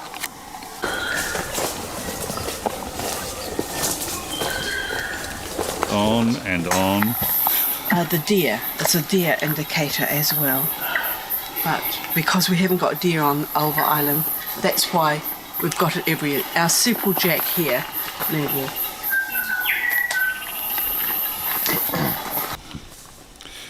Trees in twisted profusion. You wonder what makes a tree grow like that spiral effect. Something I hadn't struck in Australia anyway. Some more lovely bracket fungus along here. Fungus grows very well in this very wet condition. Why would they have cut it? No, they don't do that. Puffballs, Ulva Island style. Bud that you can see there. I'm very pleased. There's an upright one at the top. This is an orchid. Wow. If you can get good Easter focus on orchid. that, I it's just see the beautiful. upright one. Venue. Yeah. Yeah. So that's the Easter orchid, Dendrobium something. Gosh, I might be telling lies. How many varieties of orchids do you have? We do have lots. Well, I'd say about 10, but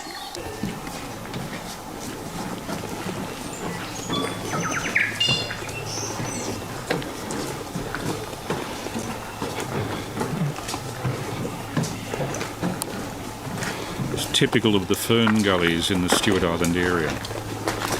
Imagine if this track wasn't there, how difficult this would be to get through. There's one of the volunteers actually setting up a rat trap, making sure that the rats are eradicated. They get, I think, 1 immigrant rat on Ulva per year. We got told to check our baggage before we came up. Moss growing on one of the trees. And now our visit to Ulva is coming to an end. I'll be opening it up for callback in about 5 minutes.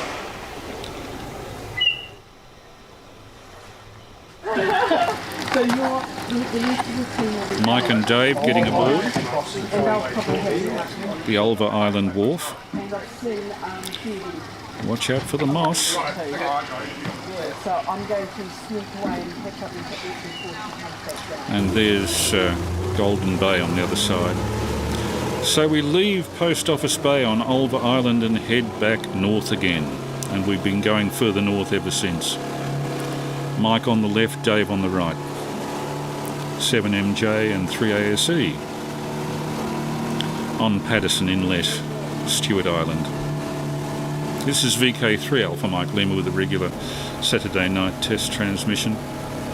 Currently showing video of a visit to the furthest south point in Australasia that one can conveniently travel to.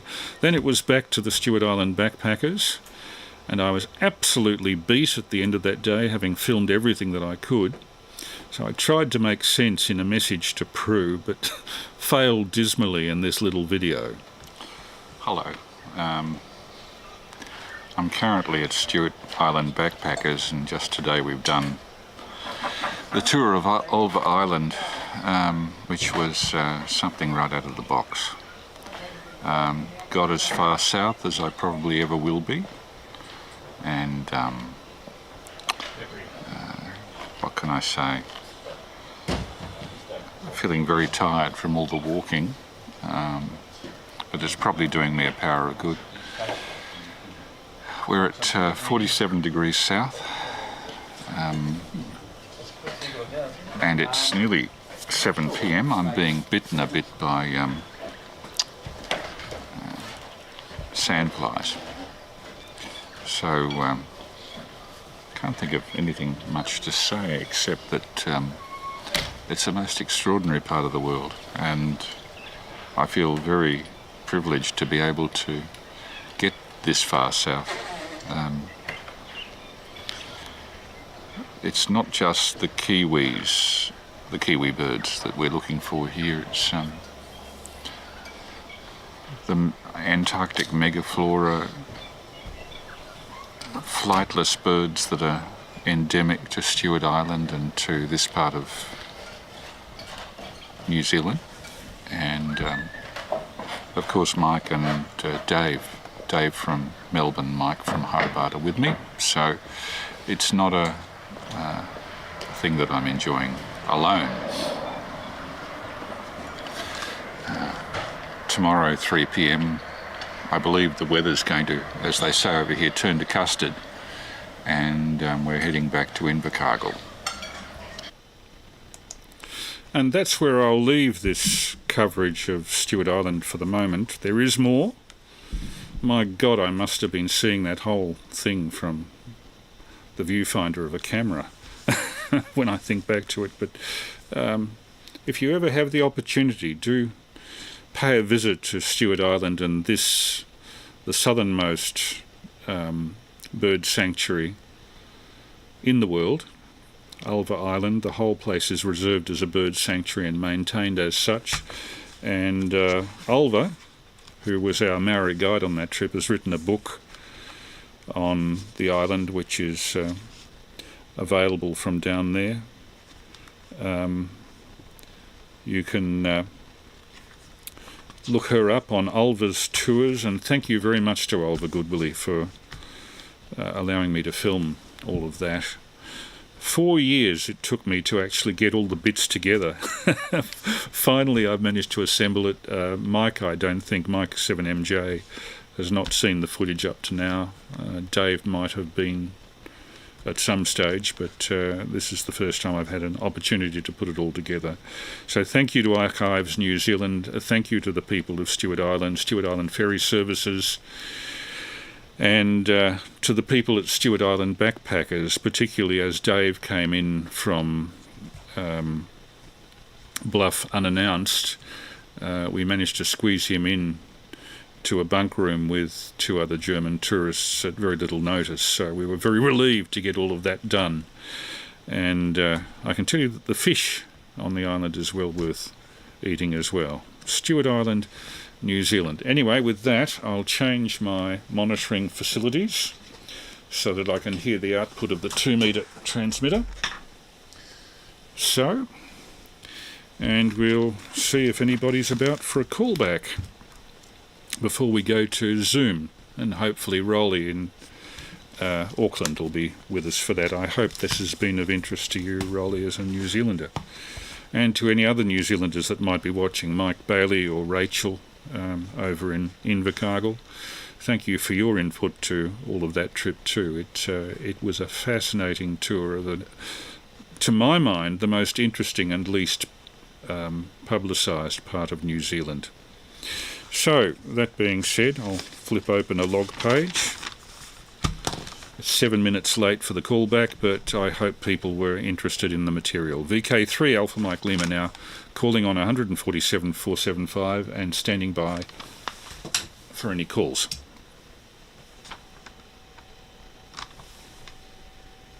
no audio.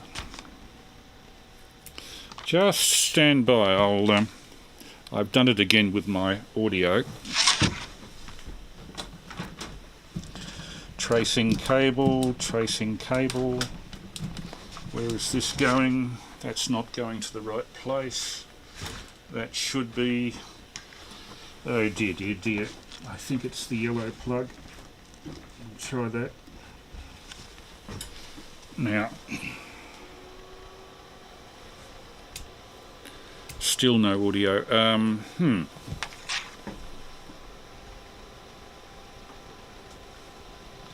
We have our first complication of the night. Tracing leads. Why have we no audio?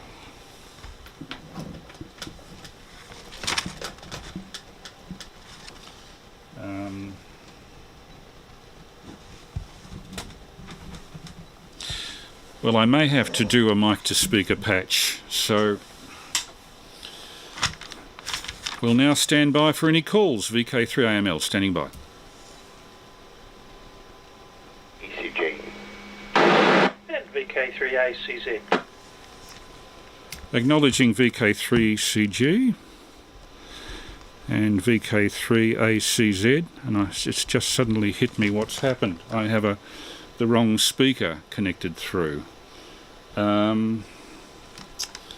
Just hang on a moment. Oh.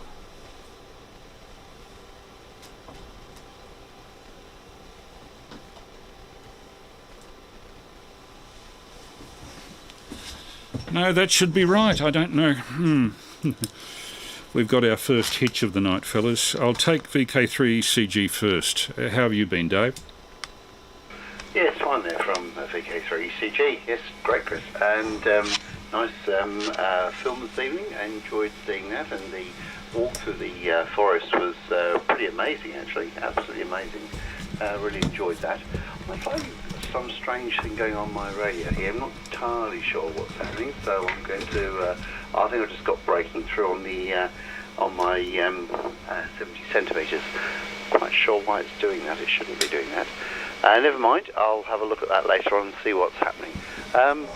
Otherwise, all is well. I've just flown back myself today from... I've been in a conference up at the Gold Coast, and just flew back this afternoon, which was pleasant. And although when we first got up there, it was we had to circle around on Tuesday for about 40 minutes because there was such a downpour that the airport they weren't going to land at the airport, which was quite impressive. But then it brightened up and then improved after that. I must say I enjoyed watching the boat loading the truck.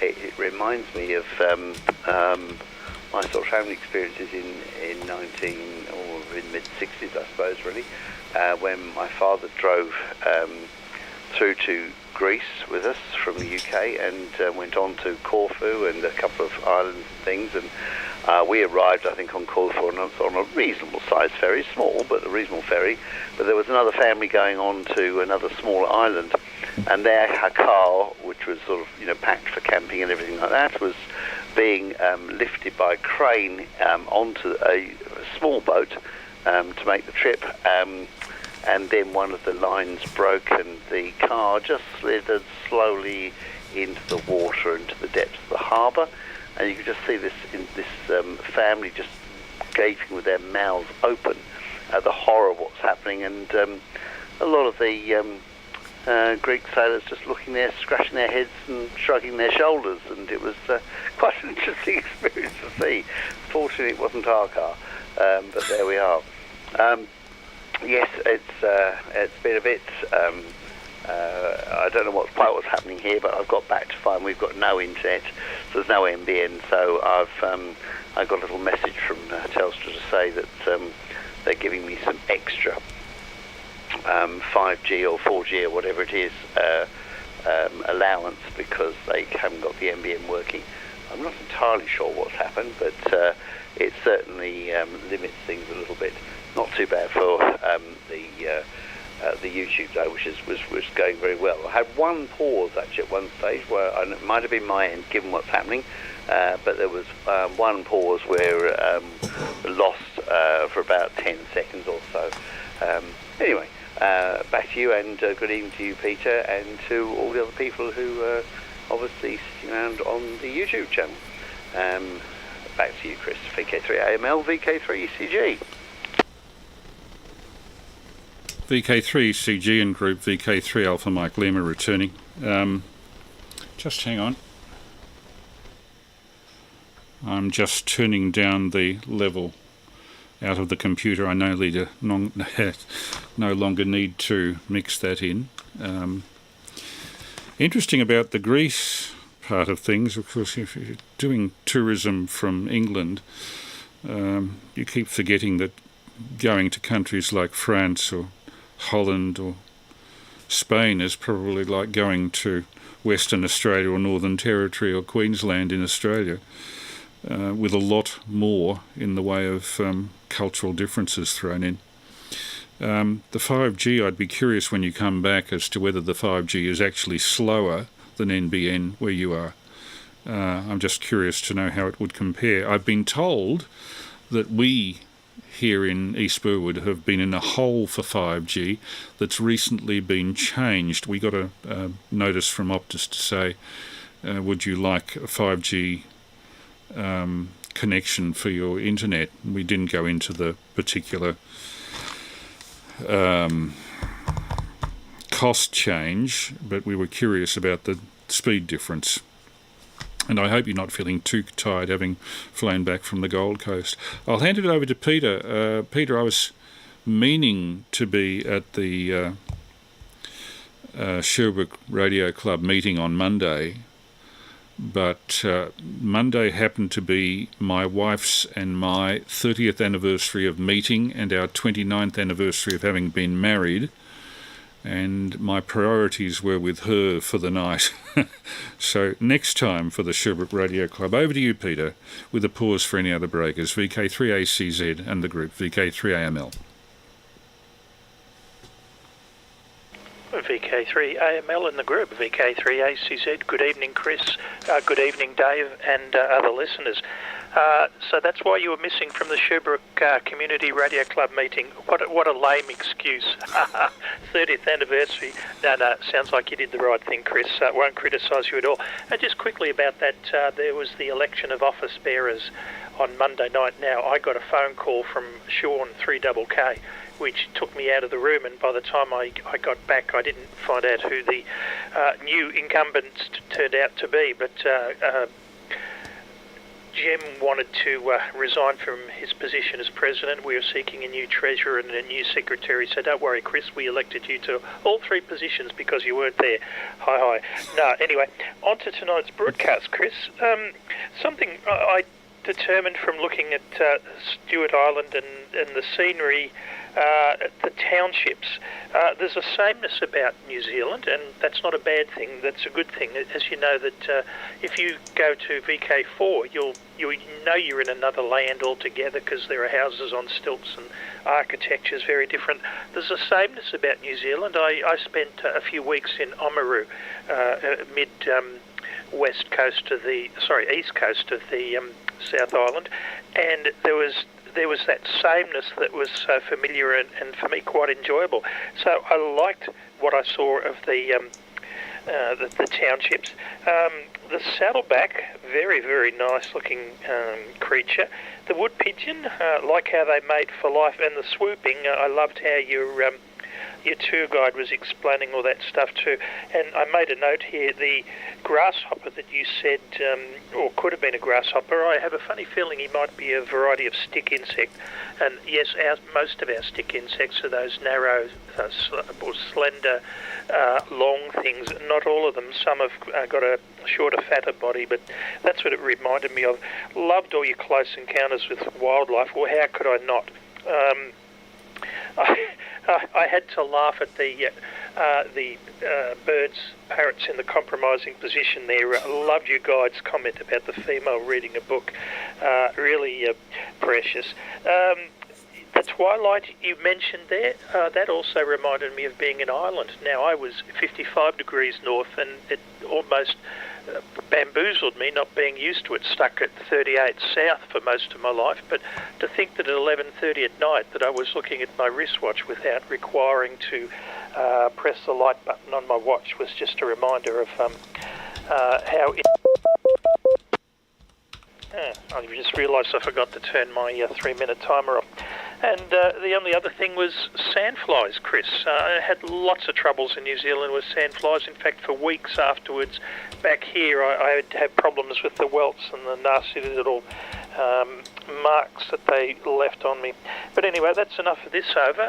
I'll report on the next over if there's going to be another one about the DX conditions and what the HF bands have been like. But back to you, Chris. And it'll be good to catch up with you, if not before, at the next club meeting on the, what would it be, something like the 4th of December. VK3AML in the group, VK3ACZ. VK3ACZ in group, VK3AML. I'm just trying to send my passcode. I don't seem to be able to. We've got a freeze on the screen for some strange reason. Hang on. Escape. That's it. 5QASFC. Okay, I've put the passcode and the ID up for Zoom, and I have the Zoom meeting streaming to live stream, so if anybody cares to join us on Zoom, we can do so. I see nothing there yet, but no doubt we will eventually.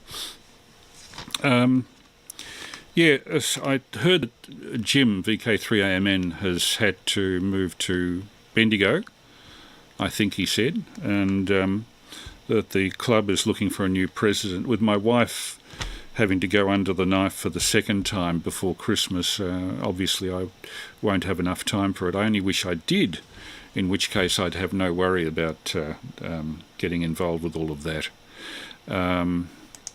But frankly, there's Dave. There's Dave on the Zoom chat. Hello, hang on. Hello, Dave. Can you hear me? Can you hear me? Yes, I can hear you. Oh, good. Okay. Can you hear me? Okay. Yes, I can. Yes, all good. Okay. I can't see you, though. Hang on. I'll just open this up. And how do I... just seeing how I... There we go. And, yes, all there. And so the sound and the picture is there. Okay. Yep, perfect. Now yes. We've got Peter as well, so we switch to... And somebody's got feedback going. I have to do the same. Quickly turn down the radio audio. Okay. Now, good. Got it. Yeah. So Peter, I've just wired up everything again, and when I got back, because I disconnected everything in the shack when I went away for a few days, given the possibility of storms and things like that, and I've seen you got some sort of breaking of the 70 centimetre squelch when I transferred on 2. So I don't know what I've done, but maybe there's just some earthing problem, or I'm getting some RF leaking somewhere. I'll have to just do a bit of wire cable rerouting and see if that fixes it. Right. So, there's Rolly. I'll be interested to see if Rolly's had any experience on Stewart Island and points around there. And hello to Terry. Nice to see you there. And we've got a test pattern from Rolly. There he is. There's the man himself. Welcome back, Rolly. Do you have any memories of Stewart Island to share? Well, I've been there many times actually, so it's quite fascinating to see some of the shots you had there. Ever in winter? Yes, I've been there in winter. So how bad does it get? Bitterly cold. No, it's not a place you really want to go to in the winter. One point I've got to take a little bit of exception to this, and that's I don't think you'll find that that's the most southern bird sanctuary in the world. Oh, Campbell Island would be. Oh, that's There's quite point. a big bit. quite a big bird sanctuary in Campbell Island for I think it's about 6 or 7 different species of albatross down there. Certainly the sooties and the Campbell Island teal and Campbell Island snipes. So I mean they were all but eradicated by rats, but now they've got rid of all the rats off Campbell and so on like that. All that wildlife is returning very, very nicely now. Yeah, I'm told that surprisingly a lot of the little islands around Stewart, the Titi Islands, that the Maori collect the mutton birds on, I was amazed looking at Google Earth closely at all of those little islands, some of them very remote, southwest coast, off the southwest coast of Stewart. There are mutton bird huts in profusion all over a lot of them. So they're quite a bit of fun, those things. They're not as remote as people would think, but apparently nearly all of them have rat problems. Because where you get the ship rats, they can live off the mutton bird eggs and chicks very easily. So they have plentiful food supplies, and apparently when the rats get onto an island, the bird population goes for an absolute plummet. That's one of the real reasons why Auckland Islands is locked up, and certainly not. Enderby Island is okay in the Auckland group, but the other islands like Adams Island, the main Auckland Island, and there's a few other islands around there. Doc don't want anybody on there because of the burrowing petrels, right? And they make their own little tunnels and they burrow in, and so you can easily destroy them just by inadvertently walking around on the edge of the beach and things like that. Yes. I was thinking when I was seeing that in that 1950s film, The Seaplane landing at Half Moon Bay, the number of oyster catchers they must have squashed in the process of doing that must have been phenomenal. But of course, there are many beaches. You didn't just have Half Moon Bay. And the beaches on Southland are surprisingly good compared to most of New Zealand. I was really surprised with what I saw around the Catlins. Beautiful broad beaches. The Catlins is a fascinating place. Actually, it's almost shouldn't be there compared to the rest of the South Island. You come down through South Otago, and it's particularly in the summer, you really notice it. It's absolutely dry, and you've got all the sprinklers out, the sprinkling and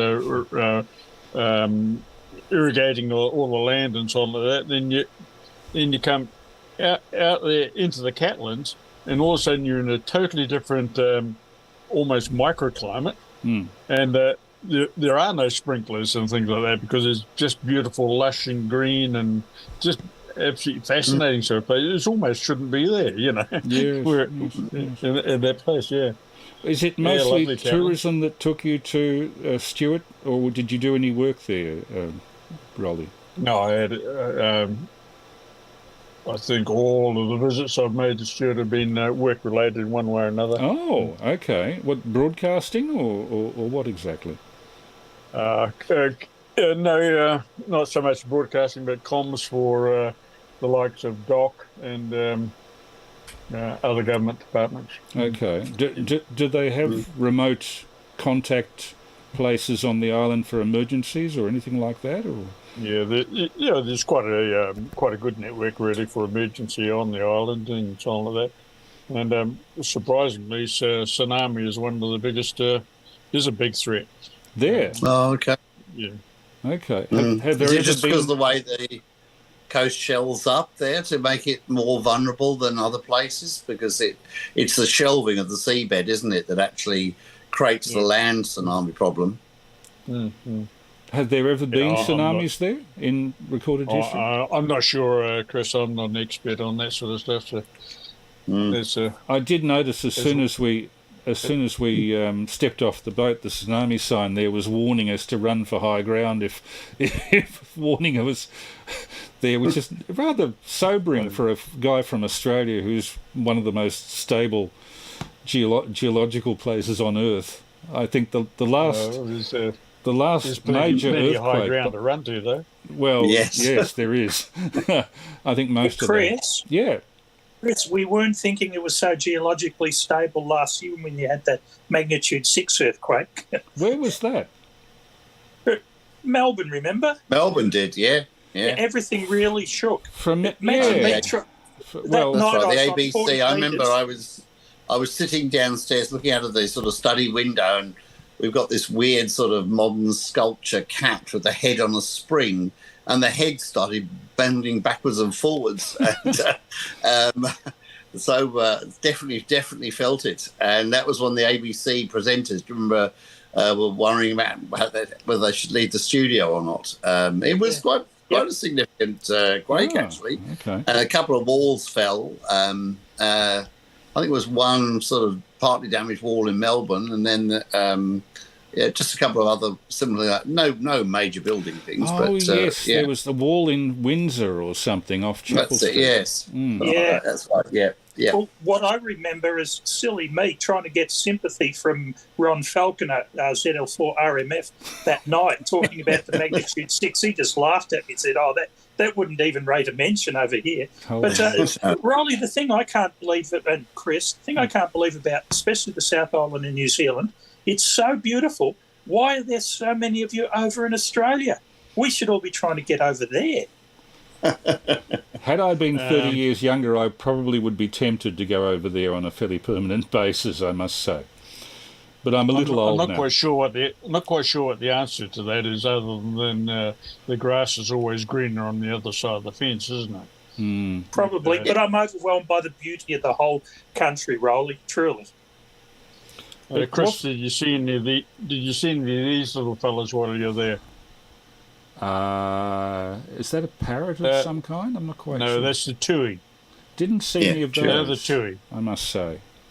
Well, I certainly heard some on their video there. Quite possible. Although the saddleback does try to mimic the sound of the tui at times as well. But those guys there, they're in the. That's just down the. Well, about 6 meters away from where I'm sitting right now.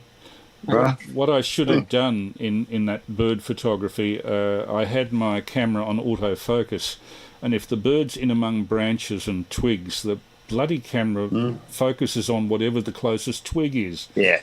And the birds go out of focus, so I was having devil's own job trying to get them in focus. I should have switched to manual and just cranked it out myself.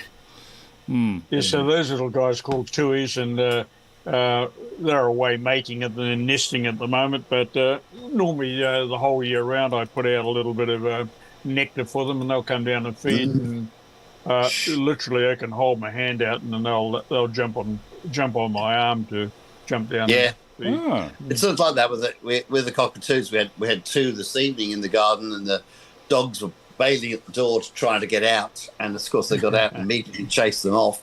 But we've had a lot of soft-crested cockatoos around at the moment.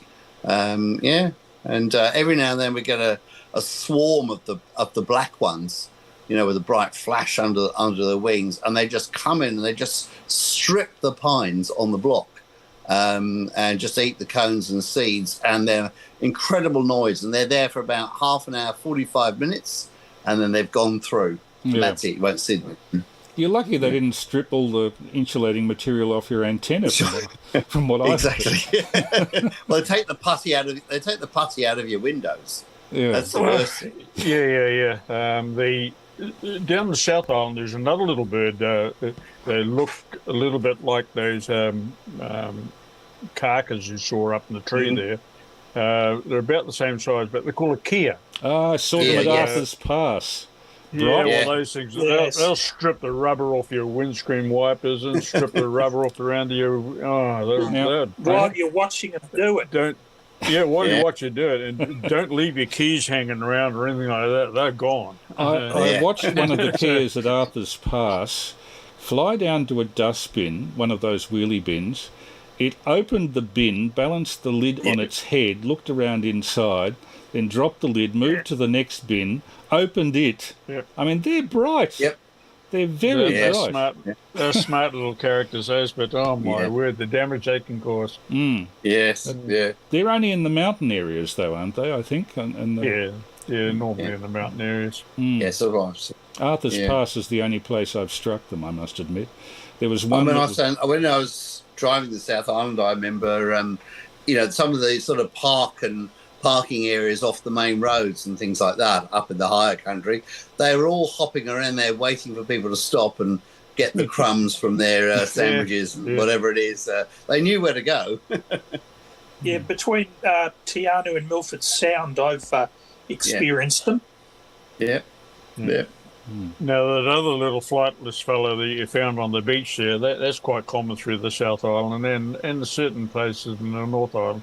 That little weka, they can be quite bold little fellows too. And well, they seem to pay no attention to us at all. They were quite content to come about a metre away. They'll just march through the backyard, no trouble at all, and devastate your garden for you. Oh, they're that difficult. Okay. I saw one turning rocks over to see what was underneath, which impressed me. But these are, it's a totally different environment. The thing that's the difference between, incidentally, the Bass Strait mutton birding and the mutton birding they've got at down around the Stewart Island, TT Islands, is that I spoke to a mutton birder on Flinders Island in the middle of Bass Strait. I actually lived over there. It was my first home away from the family home. And I said, how do you do it? He said, well, we lie on the ground and I reach right up to the armpit. If I feel something furry, I pull it out. If I feel something scaly, I pull the hand out very much quicker. But you don't have to worry about snakes over there. That's the big difference. They always have to have anti-venin on hand for that job down there. It's a very brave man who does the Bass Strait ones. Yeah, I think Norfolk Island had quite a mutton bird colony as well, and again, it was another part of their diet as well. It's become a large part of the ingathering of the Tasmanian Aboriginals as a social thing. And apparently you have to prove your descendants from the survivors of the Tasmanian Aboriginals. Frequently you're only... Did you actually get to see any kiwi at all, Chris? No, I have an idea that one night when I was going up past a reserve halfway up to, what do they call it, Observation Rock. I think it was called the Trail Reserve. It's surrounded by forest and it's a wide open area of green, and I had my head torch on. I caught distant sight of one, but that's about all. Apart from that, I've seen them in bird sanctuaries. Ross River, is it? I think Ross River bird You'll sanctuary. hear them at night. They sort of make almost like a barking noise, really. Really? Okay. Their cry, yeah. I didn't know that they had any cry at all, but apparently there's a South Island. The ones in the North Island are quite a lot bigger than the South Island ones too. You got the big, what they call the big brown kiwi. Particularly in the north of the North Island, you'll find them. A couple of camping grounds that my wife and I go to at night are the jolly things to keep you awake at night with all this scuffling around and their barking and so on. Are you talking about up near Cape Ringa or what? No. Just fairly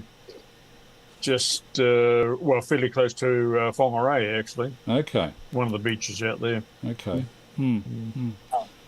Anyway, I was, as you may have gathered, both Mike and I and Dave were highly impressed by what we saw down there.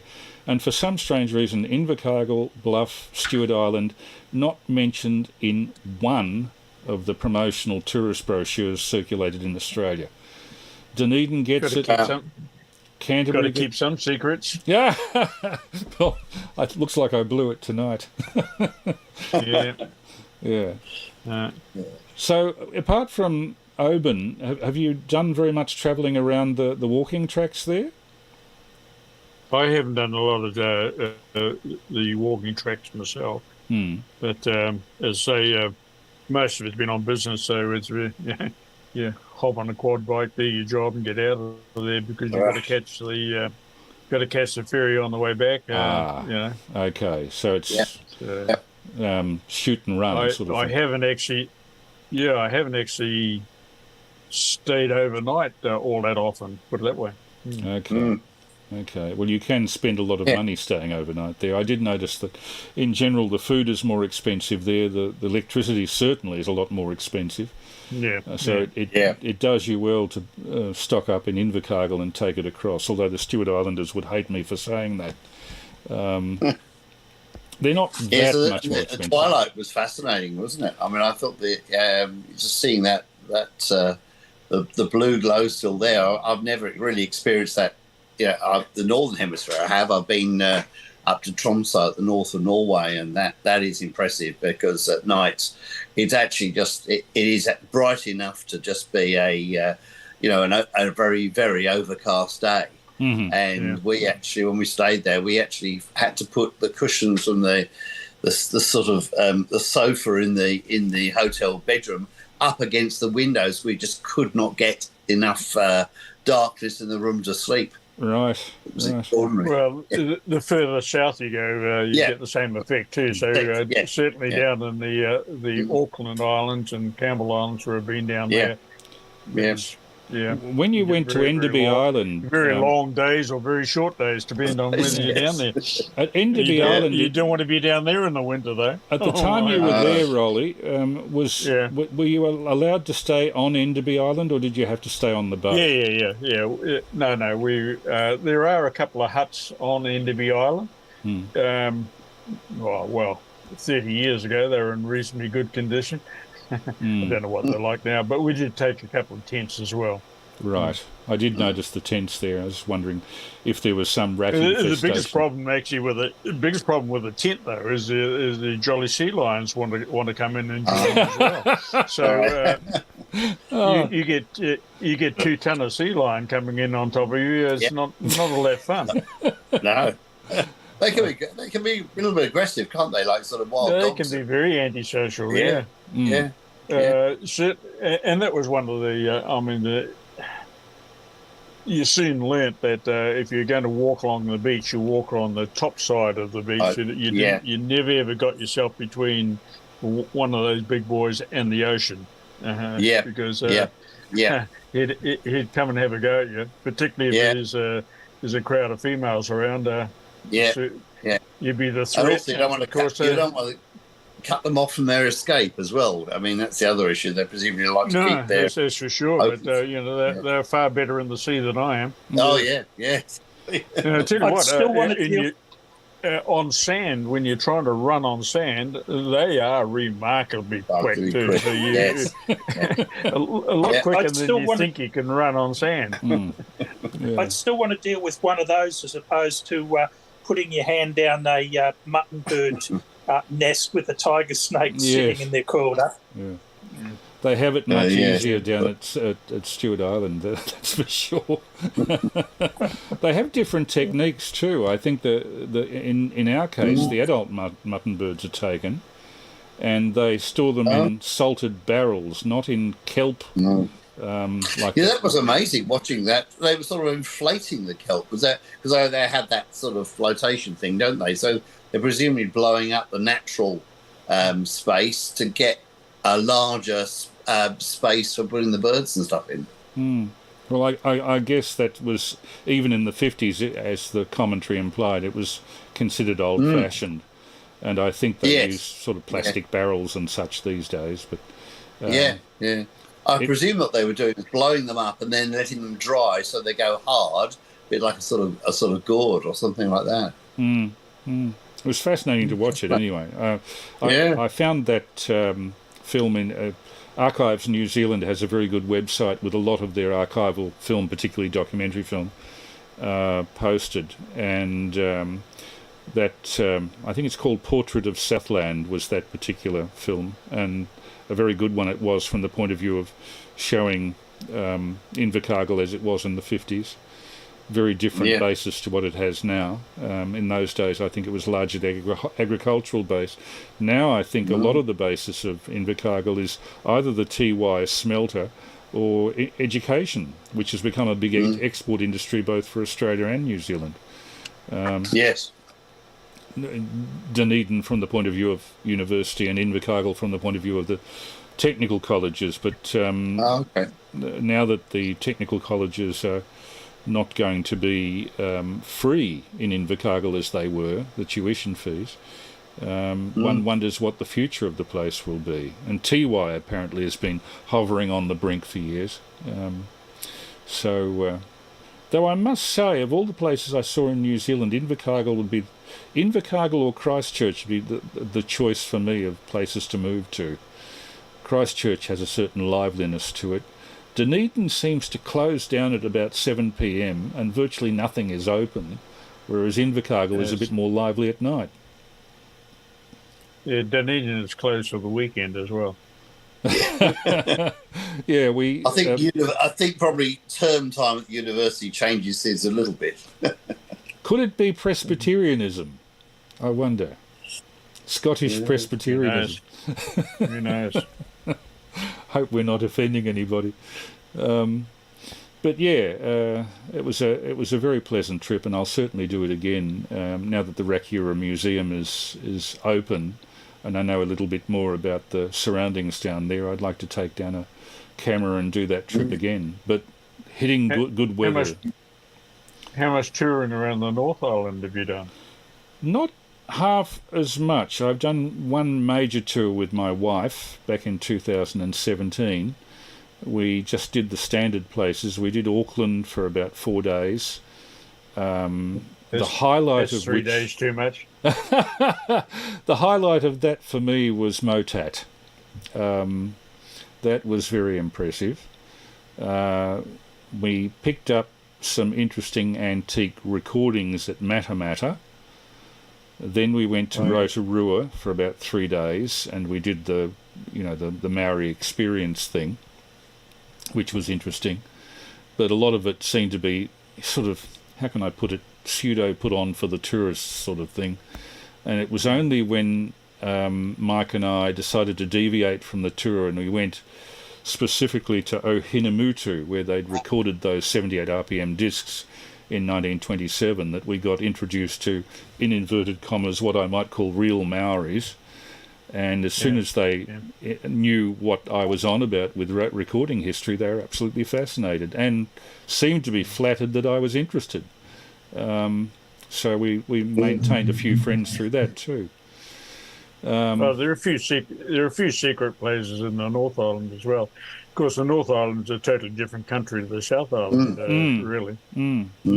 Absolutely diametrically opposite in all the scenery and everything. I haven't seen any of New Zealand north of Auckland. That's a major gap in my experience. So never seen Bay of Islands or any of that. My wife has. I haven't.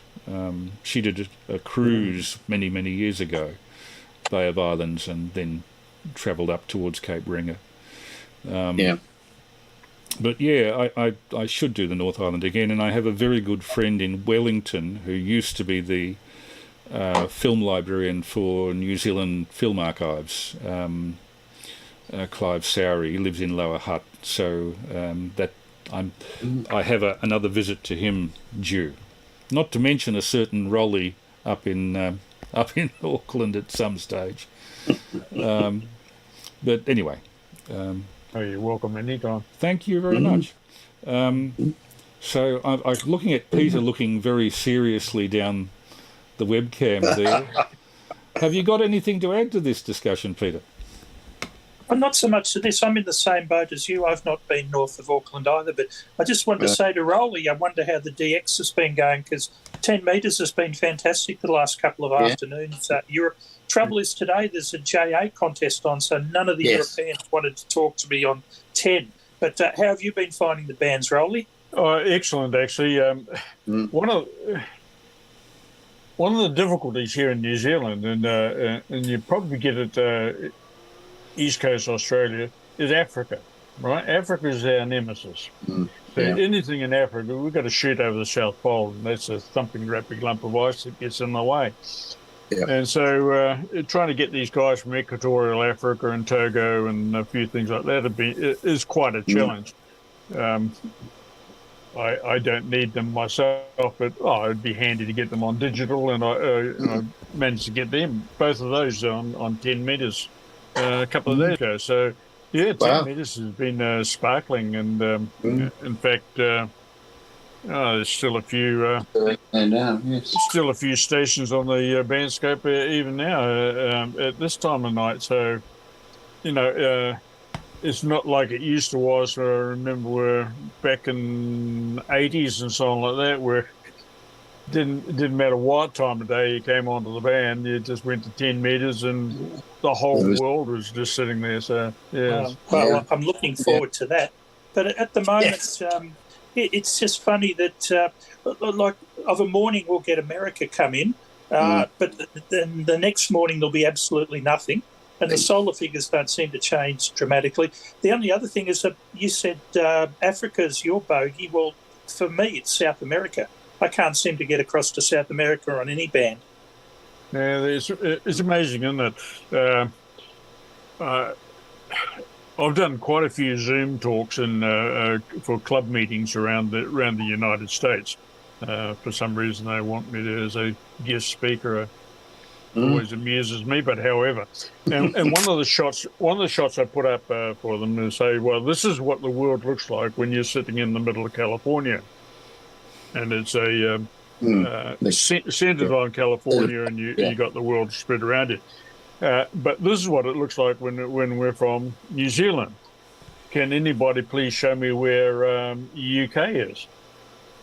Because they look hard and and they can't find the UK anywhere. I said, yeah, because it's right around the outside, right around the border of Portugal and Spain is our antipode, right? So that's just spread right. You can point your beam in any direction basically, and you'll get the same results. Not quite, but it doesn't matter where your beam's pointed to get UK. I think for us, it's the Azores that sort of stuff is.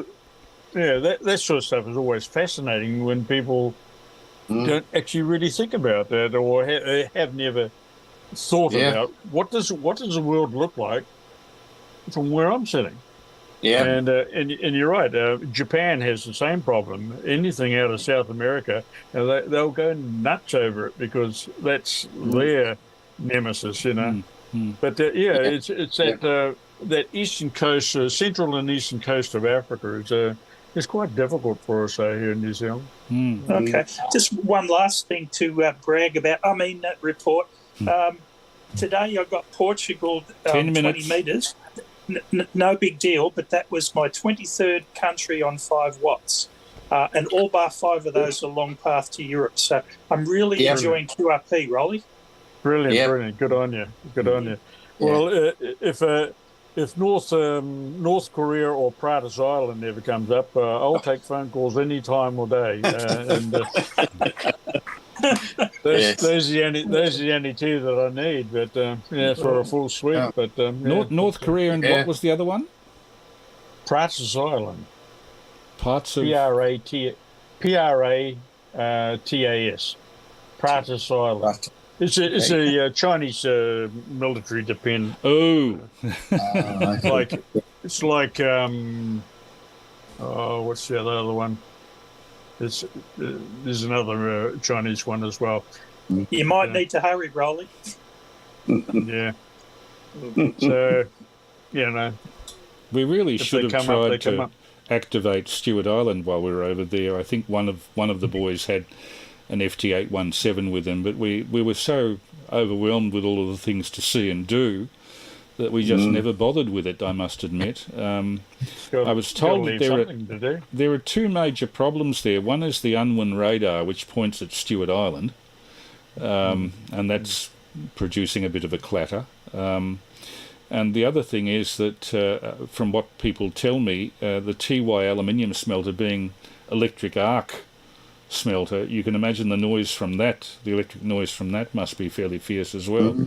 I did listen on a shortwave receiver while I was staying at Oban, but I must say I didn't hear a great deal except for a few Australian hams, because the distance across from ZL4 to southern Australia, to Tasmania, is probably a shorter hop than any other part of New Zealand. I think up north you've got a fairly longer way to go.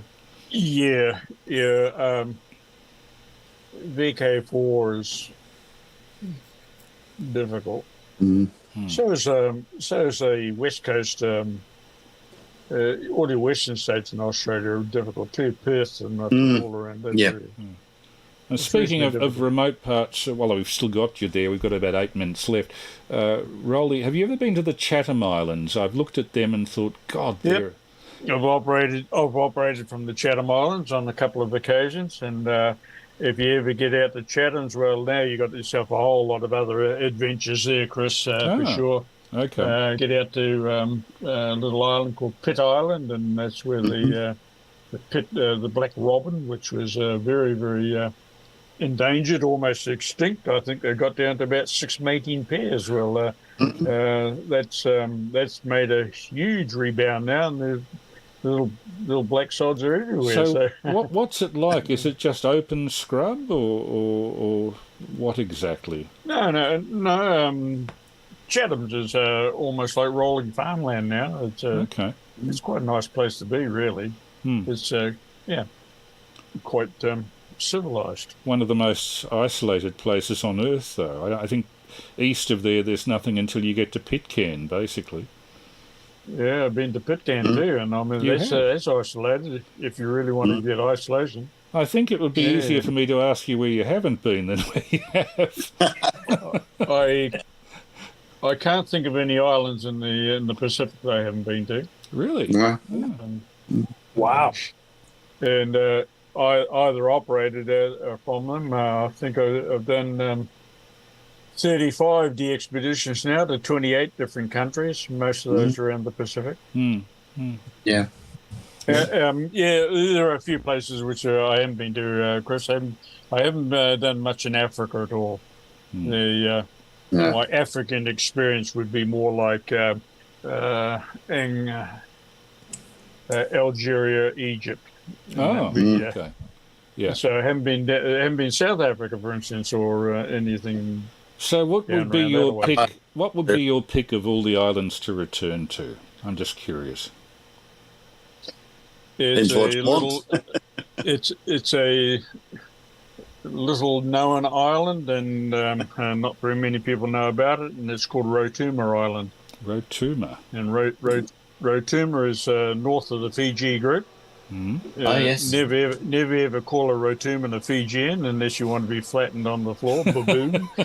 and likewise the other way around as well. But they are Fiji tends to administer Rotuma, but it's just a beautiful, beautiful little island sitting out there. Yeah. The people are just fantastic people, very friendly, and it's almost that dream of the idyllic island and the sun type thing. Yeah. Yes. Yeah. Don't go there expecting to stay in a resort. You won't. In fact, you can only stay there if you get invited to stay with a family, because there is no accommodation. So you have to be built it up with a family of some sort. Rolly, one last question for you. It's on my bucket list to do ZL on 2 meters. Do you like my chances? Yes, no trouble at all. The person you need to go need to look for is ZL1 Italy United, Nick. He's right up the top of the North Island here, and he regularly does 2 meters across to Australia. Also 1296 and 23 is it? Next one up, and I think they've even done 10 gig across with Hayden in Tasmania. Yeah. Oh, thanks for that. Nick would be your best bet, or either Z1IU or Z1RS, Roger Sutton as well, or Bob Sutton as well. Both of those guys are 2 meter nutters, and they've got the beams pointing your way all the time. Right. I know that ZL4LV, when I was there, he had the old sound transmitter from Dunedin TV connected to, I think it was either a 7 or 14 element beam on 6 meters, pointed permanently at Australia. And I believe he gets through from time to time, usually at sunspot maximum, obviously. But he's just go if you go onto my YouTube channel and look up a video I did there with the Z01IU, Italy United, Z01IU, and you can see his beams and so on. He's got a 58 element beam on 1296 pointing your way. Okay. Oh. I thought he just did 80 metres. No, he does 80 metres too. He's got a big four square on 80 metres there as well. Yeah. I think it's the second. I did 2 videos there. The second one, I think, it concentrates more on the UHF and above type stuff. Okay. Thanks, Rolly. Yeah. And thank you for having the fortitude to stay up this late, as always, Rolly. It's very much appreciated. There's no problem. I mean, it's fairly normal for me. I mean, it's near midnight here. I think it's near 2 a.m. your place at the moment, or am I wrong?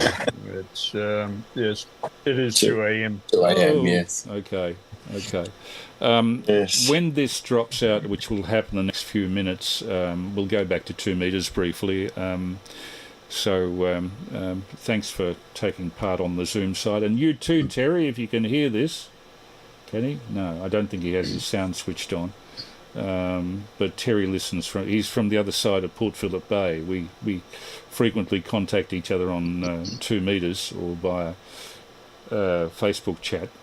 And at the moment he's had a series of blowdowns of his antennas. We've had some pretty wild weather here. And we're due for it again tomorrow, apparently. Yes, tomorrow and potentially Monday. I think it's going to affect the T20. I think they're worried about the cricket, whether it'll actually finish or not. I'll certainly be earthing my antennas for the duration. I believe it's going to be electrical activity as well. Yep, that's right. Yeah, and that's Dave, what's promised. Dave, yeah, we're all barracking for Pakistan. Yes, well, I had an Indian taxi driver today who was giving me the full rundown on how they were robbed. Oh dear. Right, I see there's less than a minute, so I'll say goodbye, guys. All the best, Rolly. Thanks again. Yep. Cheers. See you in the threes, guys, and take care. Catch up. Rolly. And it lasts a little bit longer than we thought it would. Yeah, hope you enjoyed the video anyway. I was deviating from the ham radio topic, but I thought for 1 week it was worthwhile. And there it goes. VK3 Alpha Mike Lima. You've been listening to a Zoom chat between VK3ECG, VK3ACZ, VK3FTJS, and ZL1BQD, who were all chatting on Zoom there. Just check that my levels are right. So I'll hand it back to Dave, VK3ECG, if you can come back on 2 metres. Hang on, I'll change the configuration of the video back to normal. Apply OK, and now we change to the normal camera, the Brio. OK, and switch off the light there.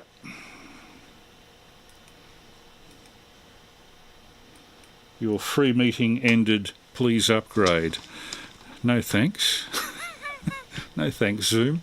I think I'll upgrade to Jitsi when the time comes. We'll see if people can keep up with that. Anyway, VK3ECG and group, are you there on 2 metres again, Dave? VK3AML. Yeah, VK3AML, VK3ECG. Yes, fine. No, I know exactly what you mean. With work, we've got a Zoom subscription, so it's open-ended, but my wife uses the Jitsi for her groups, and that seems to work very well. Actually, I'm not, as far as I can see, it's pretty much the same, and quality seems to be pretty good as well. I just don't know quite why I've got this sort of feedback coming through on breaking my squelch on UHF. It's not happened before. I've obviously done something slightly different, but there we are. Yes, I was thinking about the islands I wouldn't want to go back to in the Pacific, and I think there's not much would take me back to Nauru except for work. It's not the world's most salubrious place. They've moved most of the guano, but it has no real swimmable beaches because of the volcanic rock. It's absolutely dreadful. It just would tear you to pieces. And it's sharp spikes sticking up everywhere. So not the world's most salubrious place to go to. Interesting, and there's some fabulous historic stuff there, but no, not from a visit in relation to anything like pleasure.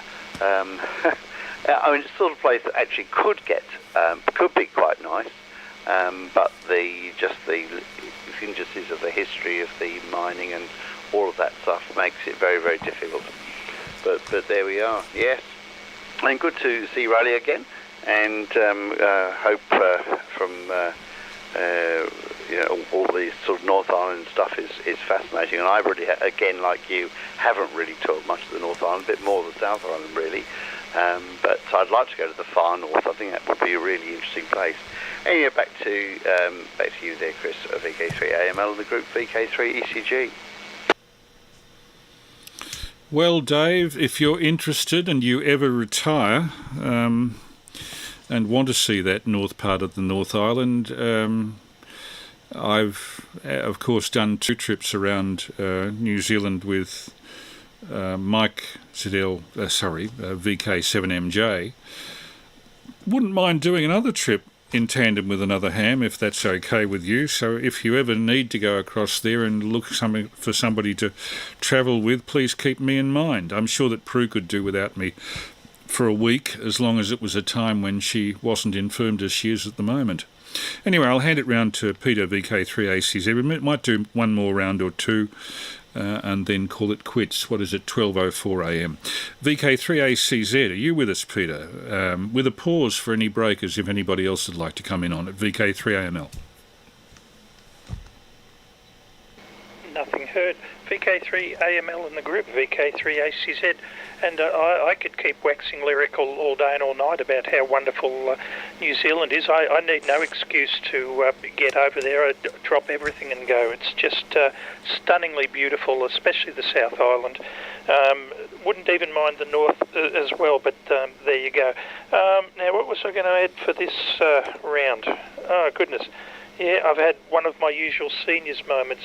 Oh, no, that's right. I was going to mention something interesting, Dave, you said about Nauru. I can't think of too many places I'd want to be in the tropics, but I'm reminded of what Echo 51 Juliet Delta, Jim there in Rarotonga, always says. He always greets you with a welcome to paradise. So I'm guessing that Rarotonga would be a nice place to go. Wonder if either of you are experienced with that one. VK3AML in the group, VK3ACZ. I've heard good things about it.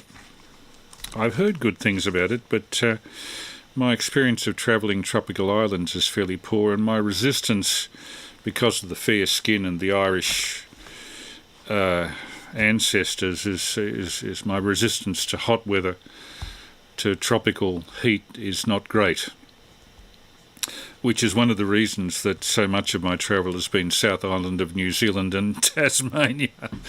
We go south from Melbourne rather than north, but once you've done Stewart Island, there are not many more options on the southward direction. If perhaps Ushuaia in Tierra del Fuego is about the only option left. Anyway, I'll hand it round to Dave for finals, and then we might put a close to the evening's activities. VK3ECG and the group VK3AML. Yeah, VK3AML group VK3ECG. Yes, I've chatted to Jim a few times, Peter, and but he's usually being chased quite a bit actually by other stations. Not surprisingly, I suppose. But yes, he obviously looks like he's in a very settled and pleasant place. I've not been there.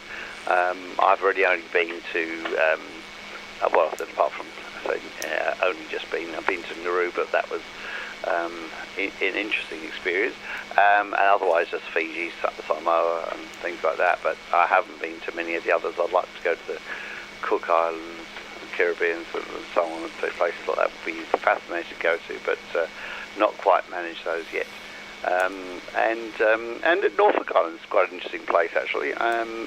Surprisingly interesting. It's not really got beaches as such, but it's certainly got some fabulous hinterland and a really interesting sort of mixed sort of vegetation. It's quite a strange place and quite an interesting place.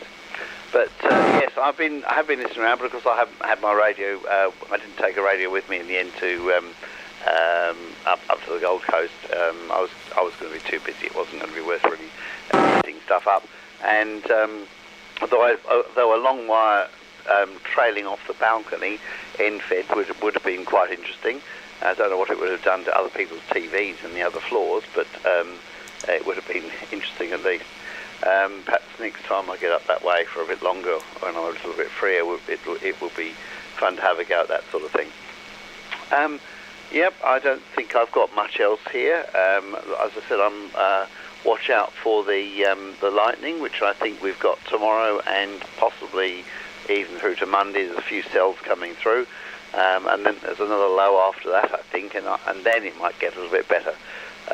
But we've got lots of wood and stuff lying around here at the moment, which need to get burnt off, and so it'll be bonfire time soon, before everything gets clamped down. Although I don't know how long the period or how soon it'll be for the total fire bans. It's been just so wet. Anyway, we'll hold that off for a while to get people to try and reduce the fuel loads. I think that's the big priority at the moment. Anyway, wonderful video. Really enjoyable to see those places I haven't been to down south. And so thanks very much, Chris, for that. And oh, good DX, Peter. I have also listened a little bit out on 10 metres, and it has been surprisingly how strong some of the signals be. And there's a fair bit of FT8 sitting down at the bottom end as well. I've noticed that a bit. And yes, with the Japanese contest on at the moment, there's been, of course, the little flurry on 15 that you normally get from Japan. Okay, back to you then, Chris. I'll make this my final, and so have a great week. VK3AML in the group, VK3ECG. Yeah, thanks for being there, Dave. As always, your presence is very much appreciated, and I'm sure that once this video is up as a permanent upload, that there'll be some ZLs probably interested in the content as well. I hope people in Stewart Island feel that they've been adequately covered in this too, because you can imagine the Stewart Island economy being tourism based, or at least the Oban people being tourism based. They must have taken a hell of a battering financially during the 2 years of lockdown on most countries not being able to get to New Zealand. That would have hit them pretty hard. I know, for example, that Cherie, who ran that rather eccentric museum in Bluff with all the shell ornaments and stuff, apparently her museum has closed. I don't know whether the cafe closed, but I suspect that was because of being hit hard by the lockdown. Back to you, Peter, to tie the ribbons. VK3ACZ and group, VK3AML. VK3AML in the group, VK3ACZ for my final. Best wishes to Prue, and hope everything's getting better there, and that she's responding to your good love and care. Good and quite pertinent warning from Dave about the weather conditions. I was just looking at the Doppler radar, and where I am has got a little bit of a hole in the rain at the moment. It's been raining for a while, but it looks like raining right through the rest of the night because it's coming up from Mildura direction. It seems to be coming down to the southwest, so I'd expect it to get very damp, and I mean, that's the forecast after all. I remember the last time the Weather Bureau predicted floods, they were certainly spot on, weren't they? We're still recovering. And the other thing I noticed too is these horrible, horrible mosquitoes. Oh my goodness, they don't seem to be interested in Sandra at all. She goes to bed a couple of hours before me, and I've thought, well, maybe they can feast on her before I get there, and wrong. The moment I jump into bed, they're all buzzing around me and haven't been feeding. So there you go. Trying everything I can, short of nuclear war, to try and get rid of those rotten mongrels. Oh boy, do I dislike them. But anyway, I expect that with the amount of water we've had around, there'll be a whole lot more of them. But enough whinging about that stuff. I was contemplating sandflies before too, so another thing that wasn't much fun. But thank you, Chris, for the look at the South Island and New Zealand. Haven't seen most of what you showed. Well, actually, I hadn't seen any of what you showed tonight, but I wish I was able to say that I'd been to the bottom, especially the southwestern corner, or any part of the bottom of the South Island, not to mention Stewart Island. It was fantastic to watch all the stuff. As I said, really appreciated the close-ups with nature, different animals as well, which makes it all the more interesting. So, until next time, have a great week, Chris. Have a great week, Dave. And thanks for being there, guys. It's been good to hang out on 2 metres and Zoom tonight. And catch you all, do it again next week. VK3AML 73. VK3ACZ. Yeah, thanks, Peter. I should look at the text chat. Ardrin, thanks for being there. I didn't have very much chance to deal with the text chat on live stream tonight because of the amount of concentration I was having to do with the narration for the video I've shot myself. And most weeks I'm just letting archival videos run that have existing narration, which gives me a time for a break, a toilet break, a drink of water. But the whole 90 minutes I basically had to keep it going. So it was a bit more of a trial. I didn't have enough time to do any typing. Kaz's Nerf War, VK1DKO, thanks for being there. Rolly, of course. Mike Groth watched his own appearance on that video. He says, "Well done, Chris. I looked almost intelligent in those days." I don't think anything's changed, Mike. 40 metres was amazing today, said Ardrin. I can count the number of FT8 stations I saw in one hand. Interesting. And Terry... no mic, understand or cam. Dave Ranson, 73s to you. Peter Scott, 73s to you. Rolly Runciman in Auckland, thank you. And particularly to Ulva Goodwillie for being our Maori guide on Ulva Island. Wonderful tour, unforgettable, and I hope through these videos it'll be fairly unforgettable for other people as well. And may your business go from strength to strength. Ulva's tours of Ulva Island. So with that, I'll say a good night to everybody and hope to catch up with you next week. The intended subject will be Over the Horizon Radar, of which we have 3 in Australia, exclusive of the Jindalee project, rather, in Central Australia. We have an Over the Horizon Radar at South Bruny Island, another one north of Adelaide, and that's, of course, in addition to Jindalee. But the 2 that I mentioned, the one at north of Adelaide and the one on Bruny Island, are principally auroral and polar ionospheric research, and I'm trying to find some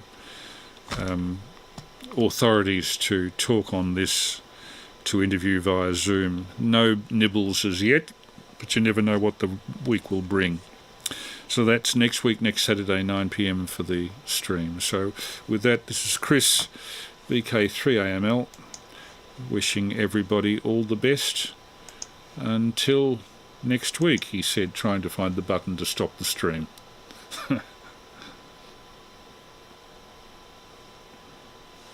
Cheers.